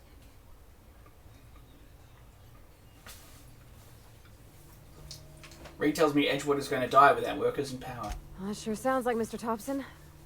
If he was standing here, I imagine he'd remind us of how we're all one big, happy Spacer's Choice family. In Mr. Thompson's eyes, those deserters are still part of the Spacer's Choice family. The family must work together in order to survive. I hate to say it, but I think Mr. Thompson's got a point. Unless those deserters come back, Edgewater's as good as dead. Cutting off their power might be the only way. Sorry, I didn't mean to babble on like that. I felt like I had to say something. It's interesting. I didn't expect her to, Really? Oh. I mean, This is cute. Wow. Thanks. No one's ever told me those words in that order. Oh. Yeah, I kind of forgot that she, by the way, I'm going to give the engineering pads to Thomas before I come back here and flip the switch. Because I'm starting to have the sinking feeling that if I pull the switch now, he's not going to be interested in those pads anymore because the community will be without power. You know, what could he as an engineer do without power to, you know, operate his tools and such? And ultimately to read the books since they're on, you know, electronic pads. But yeah, it's the truly tragic thing about this decision, right? A lot of games like to pose, you know, a serious moral question to you, to the player. But sometimes in some games it's just, you know, I'm going to fast travel to save the time walking over there. So yeah, some games like to present choices and make you think, and basically it's almost like comical in that both options are just terrible, right? To communicate a sense of moral gravity and seriousness, they make you choose between two perhaps equally awful options, right? And but that's what serious moral choice is. Serious moral choice is arbitrarily choosing between two awful courses of action because there is no proper logical or ethical basis upon which to make a decision. There's a thought experiment famous in philosophy called Buridan's ass, and once you've all finished chuckling at the name, it involves a donkey, and the donkey is a rational donkey, so it can't do anything without a proper logical justification. And the donkey is standing exactly in between two identical bales of hay, so equidistant from both of them, without a basis upon which to make a rational decision to pick one bay of hay over the other. The donkey starves to death, right? So it goes to demonstrate that sometimes sometimes choices are in fact arbitrary, but if you make a decision between the two, it's not a logical decision because it is weighed equally for either side. And yes, certainly you can name the donkey because it's called Buridan's ass, but that I believe was named after the author, and so it's his ass. Buridan is not the name of the donkey. But anyway, let's give these pads to Thomas. I've got both of the pads, in fact. Well, which one? Ain't that just ironical? If I'd worked a little longer back at the cannery, I might have found this myself. 2 whole data pads? Be still my beating heart. Oh, almost forgot your payment. Well, don't keep me in suspense. The geothermal plant? Now that is just incredible. You really went exploring down there? Adelaide always told us it was swarming with hostile mechanicals. And it was. That's a complete set. All 3 parts. I'm gonna be the greatest engineer Halcyon's ever seen. Aside from you, Ms. Parvati, I swear, I'll do you proud. I'm glad we could help, Thomas. Oh. I've been saving something for you. Just a little contraption I found. Should fit right into your outfit. There we go. So Parvati got a little something extra. And that's why we did it, ultimately. Alright. Let's head on back to the plant and make our decision. Landing site, Edgewater landing pad. Now we want this. Inside voices. Yeah, geothermal power plant. There you go. So like I said, some games like to pretend to offer serious moral decisions while they're just forcing you to make an arbitrary choice between 2 terrible outcomes. Whereas this, the way that the game is framing this, it makes it seem similar, right? We're choosing between where the direct power, we understand the consequence of whichever choice we make will spell ruin for the other side. But the crucial thing is that how we decide between the two, this isn't a case of a Buridan's ass situation, because the decision that we make between the two is not arbitrary, right? It is premised upon which principles, like I said before, which principles we find most convincing. And also, implicitly, which mode of life we find to be more representative of the ideal human life, or is more worthy of existence, given that we have to rub one out. And so we're asking basically to choose between a hierarchical industrial society and a sort of more egalitarian agricultural community.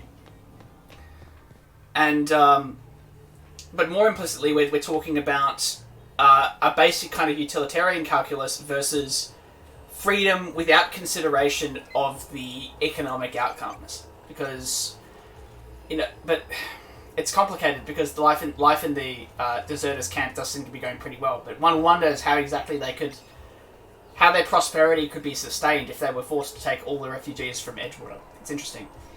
But we've got to make our choice. And we're role-playing, so we're making our choice consistently with what our character will do. So we're redirecting our power to Edgewater. Permanent power failure detected in botanical laboratory. We did it! We've doomed them! Yay! But hey, I did what will further the bottom line of Spacer's choice. And ultimately, isn't that the same as morality? It's one better. It's not morality, it's company policy.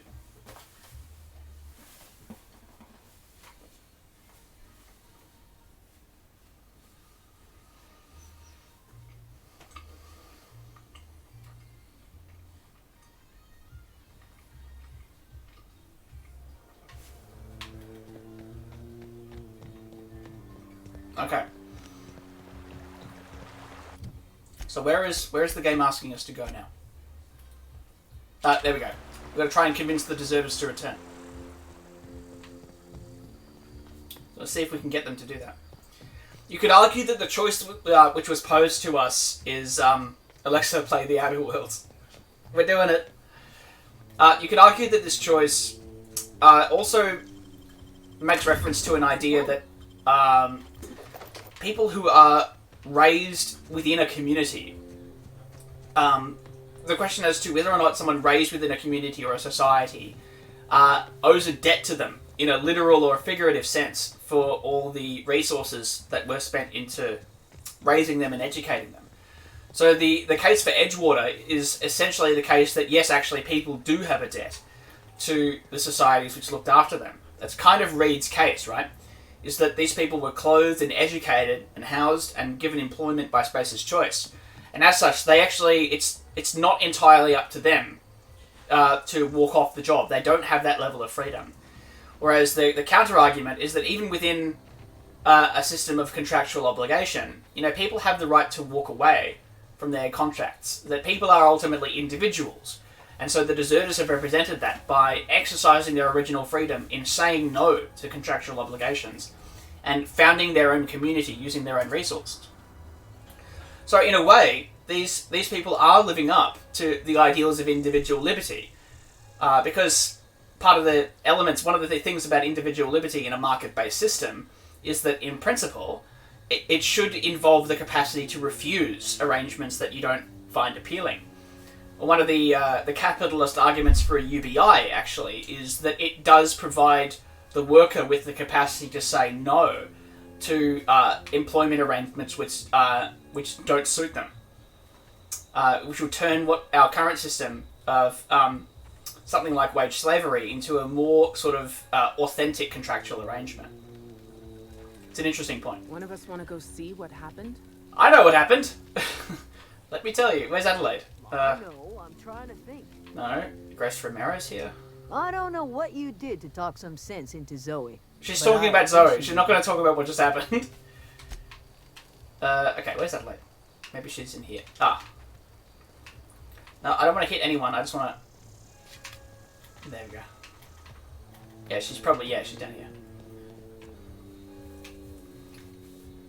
That's the thing about growing old. Your eyes start to fail.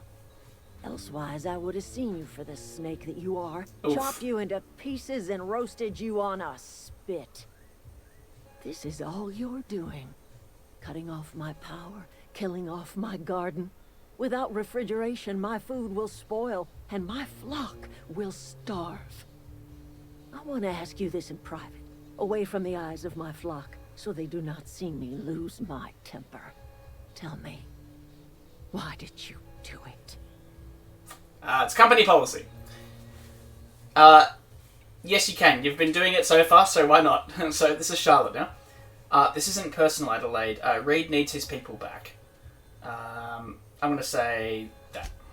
You want my flock wasting their lives in that cannery? Fine. Go and talk to them. Go talk to Grace and Thomas. Look them in the eye and tell them their life here is over, and the only thing left to do is go back to Edgewater. This is now your responsibility. And you tell Reed Thompson that I will never return to Edgewater. I would rather die among my flowers than live under his management. Yeah, figured as much. What's happened to you, Adelaide? All this anger had to come from somewhere. My son worked in that cannery. When the plague started coming, he was one of the first to fall sick. We had a store of medicine locked away. But Reed refused to treat him. Said my boy didn't deserve treatment. Said the medicine would have been wasted on him. So I buried my boy in the cemetery, gathered my belongings, and left. That's as much of the story as you need to hear. Fair enough. I'm willing to deal with Reed for you. You offering to cross Reed off, huh? This some sort of twisted reparation for what you've done? Oh, I didn't mean deal with that. I meant literally, like, make a deal. I didn't mean kill him. Fuck. Kill Reed if you must, or talk him into leaving if you can. He and I are not sharing the same four walls together. Okay.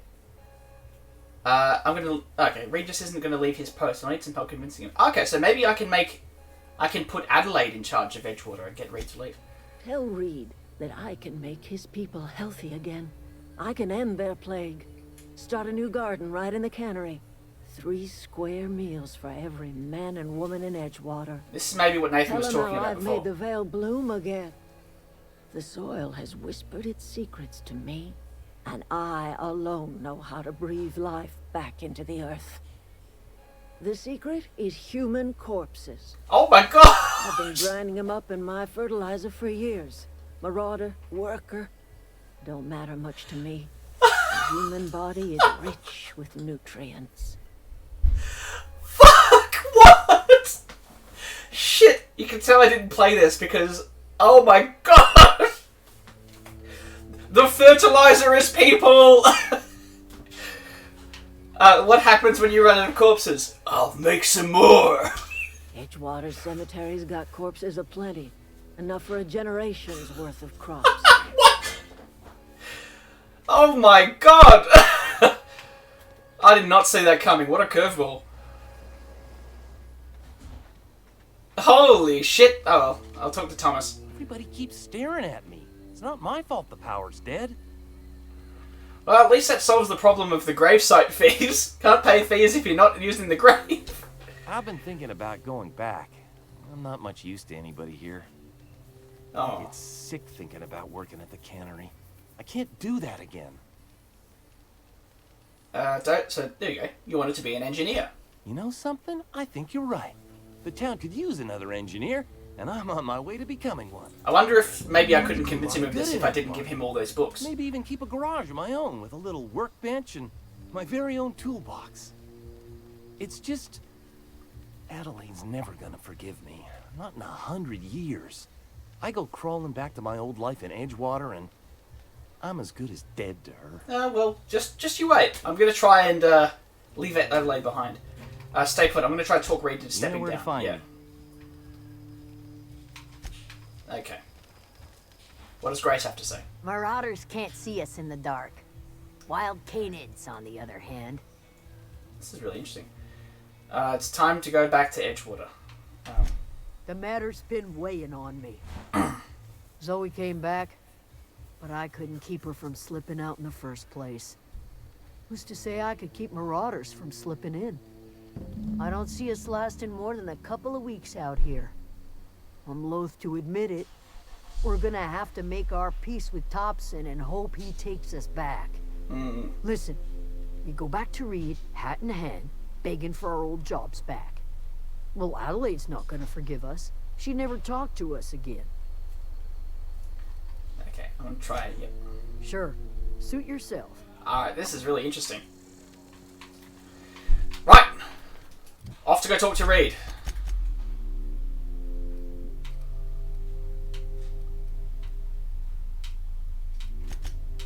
I want to... Yeah, thank you. I want to fast travel to Edgewater. Alright. Oh boy! As wild as that revelation is, it kind of makes sense for this game. Some of the, what you might call sort of left-wing centrism creeping back into the narrative implications, right? Because one of the Adelaide's complaints against Reed was that he was using people as resources, right? Is that he was grinding them down, working them out, sapping them of all that they were worth, and then tossing the husks aside. Now, she's doing a very similar thing. Obviously, people have the freedom to live their lives as they can, so on balance, it's preferable. But there is still that same instrumental attitude towards human beings at the heart of it. using corpses as fuel for the community, quite literally. It's very interesting. Hold on. After speaking with Grace... okay. I'm gonna go talk to Reed.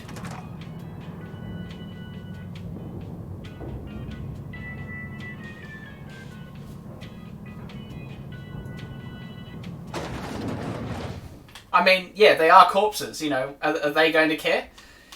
But there's also, you know, there's a question of duties to the dead, of proper ways to dispose and to relate to bodies. There is an interesting philosophical question concerning ethical relationships between the living and the dead. This is a fine day, friend. Power flows through our town like a cool stream of water. I trust Adelaide's people have seen their way to reason. So, when can I expect them back at their posts? When you step down. Then we are at an impasse. Stewardship over this town has been entrusted to me by Spacer's Choice. I am not perfect. I have made my share of mistakes. But I have done my best for this town.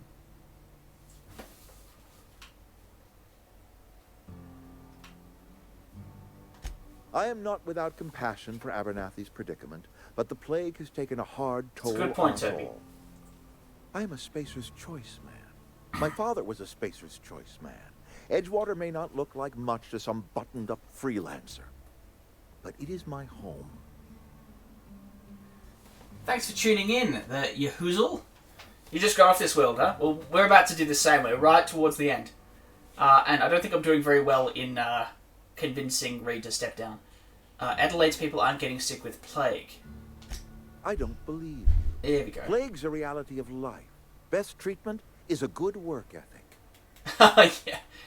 Yeah. Have you people ever eaten an actual vegetable? The very notion is just grotesque. A raw vegetable? Why don't you just ask me to go chew the bark off of a tree? We are a Spacer's Choice Saltuna cannery. We eat saltuna here, and only saltuna. Imagine eating only salted tuna. Jesus Christ. I don't understand. You say Adelaide's growing her own food, but that should not be possible. Yeah, we've got one companion The so soil's far, gone and sour. Vicar Max The is company waiting said for it. us at the ship. Our own botanists couldn't grow decent crops for us, so the company got rid of them and shut down the greenhouse. Adelaide's found a way to grow food. She'll come back if you step down. You'll excuse me for being skeptical. How exactly is Adelaide growing crops in barren soil? Lie 20. She's growing her crops with a special fertilizer. And when you say special fertilizer... Oh, damn it, he's going to press me on it. Exactly. Adelaide has been using dead bodies in her fertilizer? Oh, it's inspired him, look! Come to think of it, that's a stroke of brilliance. What a remarkably efficient solution. Recycling Spacer's Choice property long Recycling. after its state of expiration. I was wondering about those missing bodies in Silas's cemetery. There you go. I'm not in the mood to argue. You want Adelaide's help? Step down. You're right. I am being obstinate. If the best thing I can do for this town is to stand down... We did it! Then stand down I shall. We managed to do it, and all without passing that speech found check. a way to feed her people and cure the plague, then she deserves this office more than I do. I won't stand in her way. There we go. My life here is ended. Give me a little time to settle my affairs. I'm sure Adelaide will be glad to see the back of me. I'm sure she will. This can't be easy for you. What are your plans? A couple months ago, I might have put in for a transfer. It's a big colony. Spacer's Choice has other towns. Now, I couldn't show my face in any of them. Man, just listen to his voice. This is one despondent dude. I'm worried about his health. No such thing as an honorable resignation. Suppose I could find a place outside the walls, or put in for early retirement. Yeah. I have always tried to do right by my town. It has never been easy. I do. Adelaide's found a cure for the plague, and she knows how to tend to crop. She's what this town needs. Okay. Take care. Well, we did it. See ya, buddy. Dun, dun, dun.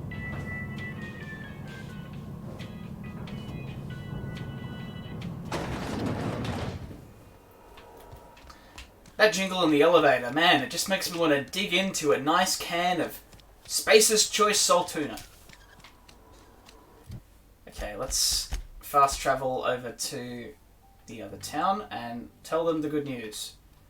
Regional map, thank you.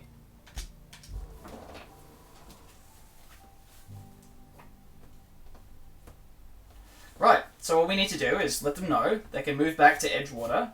We can take the power regulator, and then we will be pretty much done with this region, and we'll be able to move on to the next planet, to the next part of the story. So I think once we wrap all this up, it's probably a good place to end the stream. But man, we've come so far in just a matter of a few hours. Yeah, think back to where we were at the start of the stream. You know, we've done a decent amount. Alright, let's go talk to Adelaide. Look at that. The snake's come back. Just hold on. I talked Reed into leaving. Come back to Edgewater. I never thought I'd see the day that Reed Thompson abandoned his post. Suppose we all have a breaking point. Suppose it's time our flock made our way back to Edgewater. We must tend to what remains of the town and carry on with our lives as best we may. You're vexing to me, you know? Injuring us with one hand, helping us with the other. Here, I'm giving you something to leave us be. It's a ransom, you understand, not a reward. Oh no, the board! Oh, my reputation for the board has decreased. Oh, I am unfit to be a corporate fixer. Edgewater's better off with you running the place. You're telling me you did all this just to put me in charge of Edgewater? Stranger, you are some kind of twisted. I might turn that old cannery into a garden. Got ourselves a whole cemetery bursting with bodies. I need some time to gather my personals. Long walk back to Edgewater. Got a considerable burden to carry. Though one wonders how they're going to keep up the rate of replenishment of the corpses once the plague is taken care of, you know? Part of the reason that the cemetery is filling up so rapidly is that people are dying of plague. So, you know, how are they going to generate corpses? Is Adelaide going to start running around with a pipe wrench? Like, but yeah, you did mention, yeah, monster corpses. In the earlier discussion, they said that the corpses were mostly human. So they might find a way to, for example, use primal corpses. But yeah, you know, there may be enough corpses now to... Also curious that this computer is running.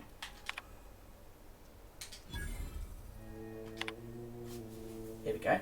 So this is her log. May the Eternal bless my first endeavour. It's been 2 days since I walked away from life at the Edgewater Cannery. Fortuitously, the old botanical labs are still operational. Mostly. The soil's sour. I'll do what I can, but I'm going to need some powerful fertilizer. Tired of having the taste of Saltuna lingering on my tongue, day in, day out. I want something fresh. Something that grows out of the earth. We found another worker from Edgewater. Ex-worker now. Desertion rates must be climbing. I'm not terribly surprised. Reed's style of management has always been tyrannical. I imagine an exodus is brewing. At any rate, the worker was in a sorry state. Fever, shallow breathing, delirious. Must have been plagued. I set him right with a diet of greens. He was all better in a couple of weeks. Spiritually, physically. He's one of our flock now. Experimental notes. I'm hereby repurposing the botanical lab from its original conception as a gear in the soulless automaton of the corporate machine. The greenhouse may look impressive, but like all Spacer's Choice products, it is cheap and unreliable. I shall have to make some repairs with my own two hands. This place shall become a nursery. Before it was abandoned, I understand the horticulturalists failed to produce a single viable crop. Something about the soil being too poor. I am determined to find a way. May the Eternal smile upon my endeavours. experimental note last entry. Flora are living things, sensitive to their environment as any breathing, thinking body. I contend that the crops in this region failed because the corporate scientists tending to them are cold, heartless, inhumane people, acting on behalf of a sterile and inhumane power. One cannot expect your crops to flush with green and reach for the sky under these conditions. The soil is sour, it is true. I don't know quite how to explain that.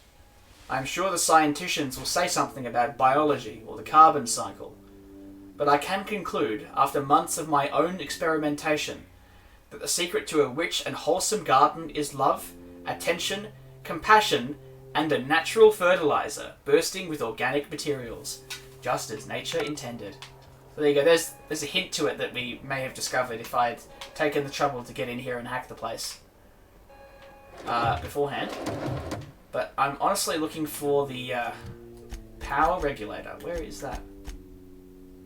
Oh, it's... okay, I'm in the wrong building. No, the door's sealed! Fuck!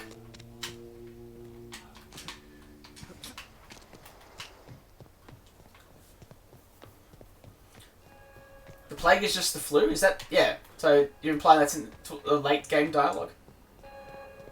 That explains why Abernathy wasn't so bad.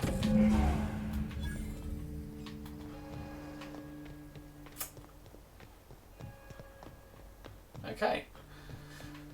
Well, it looks like we're done here.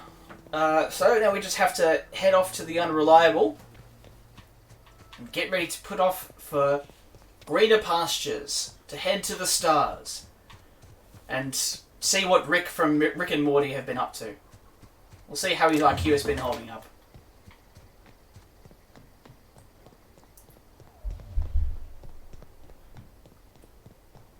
I'd like to thank all of those who have come today to watch the stream. I'd like to thank you for tuning in and making this as much fun to play as I hope it's fun to watch. It's there's something like, you know, it was interesting playing this game on my own, but it's a strange experience to you know, to play alongside other people and to take in the time with someone and to get your interesting opinions and commentary on what's been going on. And yeah, I know, Yahuzel, it's probably more efficient to fast travel to the ship, but I figured I'd use this time to wrap up the stream and to thank everyone for attending, because I'm going to be ending the stream before we take off for the next planet. Yes! Yeah, Yahuzel, to catch you up on what's been going on, Senali here, every time we meet a new character, Senali has decided that the names the characters were given just won't do, and they've been deciding to give us some alternative names. So Thomas, the engineer back in the deserted town, is Jeffrey. Zoe is Rebecca. That one everyone seemed to agree on, actually. There you go. Cop that.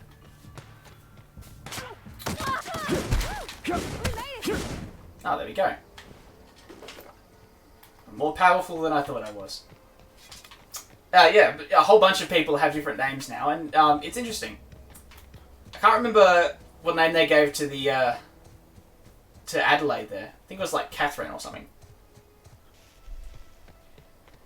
But anyway, here's our gorgeous ship, the Unreliable. We're ready for takeoff. Is this your ship?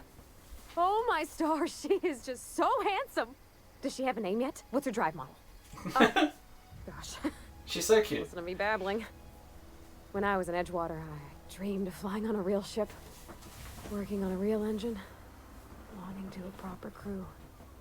I'm the only decent mechanic Edgewater's got, but every time I think of going back, I get this sinking feeling. I can understand not wanting to go back. You didn't seem happy in Edgewater. Well, it's kind of you to say that. And you're right. I wasn't happy. Besides, I've got Thomas now. I want to ask you something. Or Jeffrey. And you can say no. But can I come with you? I could tend to your engine. I know my G-valves from my catalyzers, and I can keep your ship singing. And if you ever need a pair of eyes watching your back, I can do that too. What do you think? A-okay. Yes! I mean, thanks. You won't regret this, mister. Captain, I can call you Captain now. I got a captain. Adorable. Oh look, here's Vicar Max. I certainly am looking forward to flying on a ship named the Unreliable. I'll just head upstairs. There it is. And claim a room. By verity, by strength. Hey, bud. What are we contemplating today? Any ideas we can find someone who speaks French in this colony? I've been thinking on that. There's a former infamous philosopher scholar who fled Terra 2 some years ago. He's an expert on Bakonu. He's also who told me of the journal's presence in Emerald Vale. If anyone in this colony could translate that book, it would be him. Okay, that seems like a good lead. That's a good question. We should start on the Groundbreaker. It's where I'd go if I wanted to get off Terra 2. Great place to pick up a ride to Hephaestus, Scylla, even Monarch. Okay. All I need is access to a data cartridge from the security tower. I know, it's just French. Their It's easily incredible. hackable system keeps a registry of all crew manifests for both arrivals and departures. We've got the book already.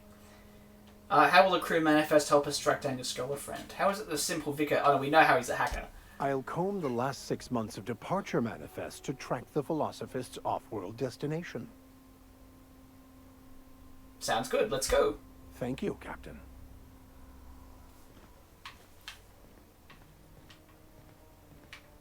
Yeah, we got it already. It was found in an underground cavern. I think you named him Steve before, actually, Stenley. I think you've discovered your own innovation there. Captain, I have detected that Edgewater's power supply is now optimal. I applaud your willingness to invest your time in the local community. Is that sarcasm made up? What can I do for you, Captain? I have a power Do you regulator. know how to install a power regulator? Plug it in. Outstanding, Captain.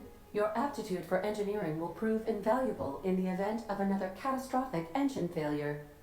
Our engine room is located behind you. Across the cargo bay, up the ladders. Okay. Time to go plug in.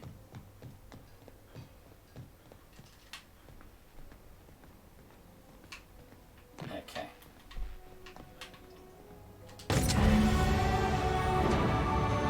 Boom, boom.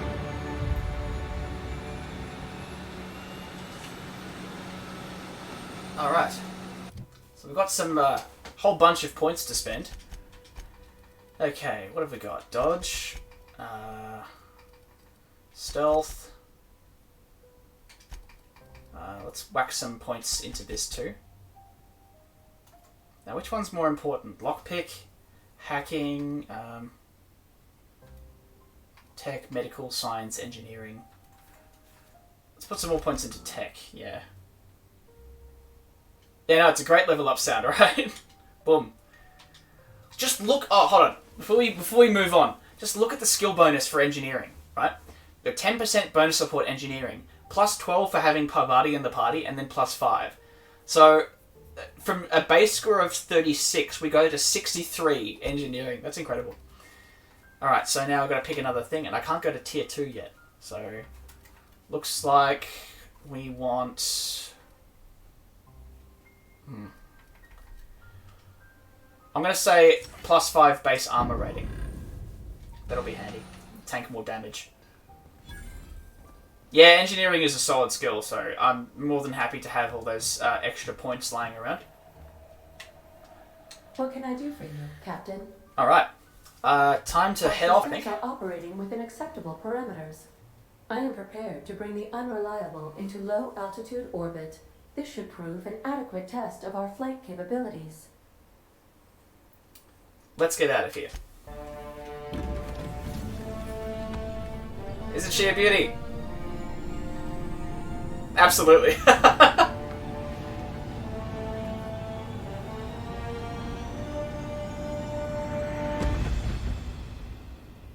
No. There we go. Against all odds, the Unreliable takes flight. Well, how's that? Today we solved a problem in the community, admittedly with some rather creative and some creative destruction, to use a popular term in the corporate world. We helped a young man acquire all the skills he needed to become the engineer he was truly already capable of being. We have received a communication request from Dr. Oh, Phineas hold on. Wells. I have to interrupt my summary. This better be quick. Based on my initial calculations of Dr. Wells's personality, that seems highly unlikely. Ah, there you are. Hale and hearty and captain of your own ship. I see you're putting the unreliable to good use. Shame about her former captain. Horrible way to die. How are you feeling, by the way? I lost track of you in that cave back there. Experiencing any unnatural drippage? Perfectly normal side effect of thawing, I assure you. I've been feeling a little lightheaded. Also, I can slow down time. Oh, that, yes, that's probably permanent. I wouldn't worry about it, though. I'm sure you're fine. What you saw in Emerald Vale is happening all across the colony. Food shortages, lack of supplies, and basic necessities. We're dying. The chairman, the minister, and all their lackeys on the board are to blame. The Hope has some of the brightest minds Earth ever sent us. If we can revive the Hope's colonists, they can help us undo the board's mistakes. They can help us set things right. You need to get to Stellar Bay on Monarch. I have contacts there. They'll help me, help us, find the chemicals to revive your fellow colonists. Gladys Culkelly, lovely woman, runs a cozy little black marketing outfit on the Groundbreaker. She can get you a nav key to land on Stellar Bay. There we go. Why do I need a nav key to land on a planet? Strictly speaking, Monarch is a moon, terraformed badly, and almost completely lawless. You'll love it. Captains don't fly their own ships, you see. Your navigation terminal handles the, navigation. Think of a nav key as a set of flight instructions. The board's been confiscating nav keys for Stellar Bay, so we must rely on unconventional means of acquisition. Hence, Miss Gladys Culkelly. Right, the Black Marketeer. And Gladys it's got market in it. I like the sound of that. For years. Her smuggling credentials are unimpeachable. If anyone can get you a key to Monarch, it's her. Okay.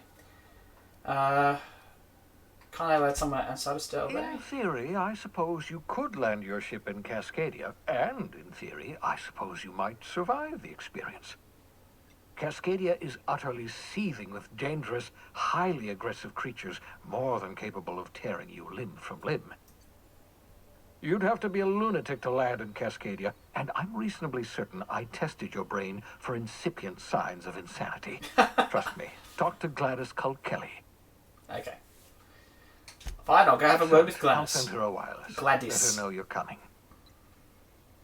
By the way, I gave Captain Hawthorne a disguise apparatus of my own design, cutting-edge technology, years ahead of its time. I call it the holographic shroud. I'm sure it will prove remarkably useful to you. You'll find it in the captain's quarters. I'll put it to good use. Thanks. Excellent. I'll contact you once you've found a way to get to Stellar Bay. If you have any questions, come see me in my lab. And remember, don't trust the board. They'll try to win you over with promises of wealth and power, but it's a lie. The board's only interested in filling their own pockets. If we don't put a stop to them, they're going to run this colony to the ground. Transmission ended. If you are ready to depart, please select a destination on your navigation terminal. I tuned all of that out. The only thing I heard was promises of wealth and power, and to be honest, they've won me over. So it looks like we're going for promises of wealth and power. There we go. We've done a lot. We've made friends. We've made enemies. We've saved people. We've condemned people. And I'd like to thank you all again for joining, and I hope to see you on the next stream. As to when that is, I don't know.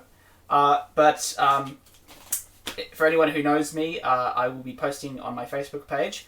Now that we've got a couple of people in the chat who I don't know personally, I might create maybe a separate Facebook page or an Instagram account maybe, and I'll get the details in the next stream for you there. So you can follow me, and I'll use those platforms to send out information concerning when I'm going to be starting streaming. Given my situation, I'm not sure that I can do it in like a regular schedule at the same time every week or whatever.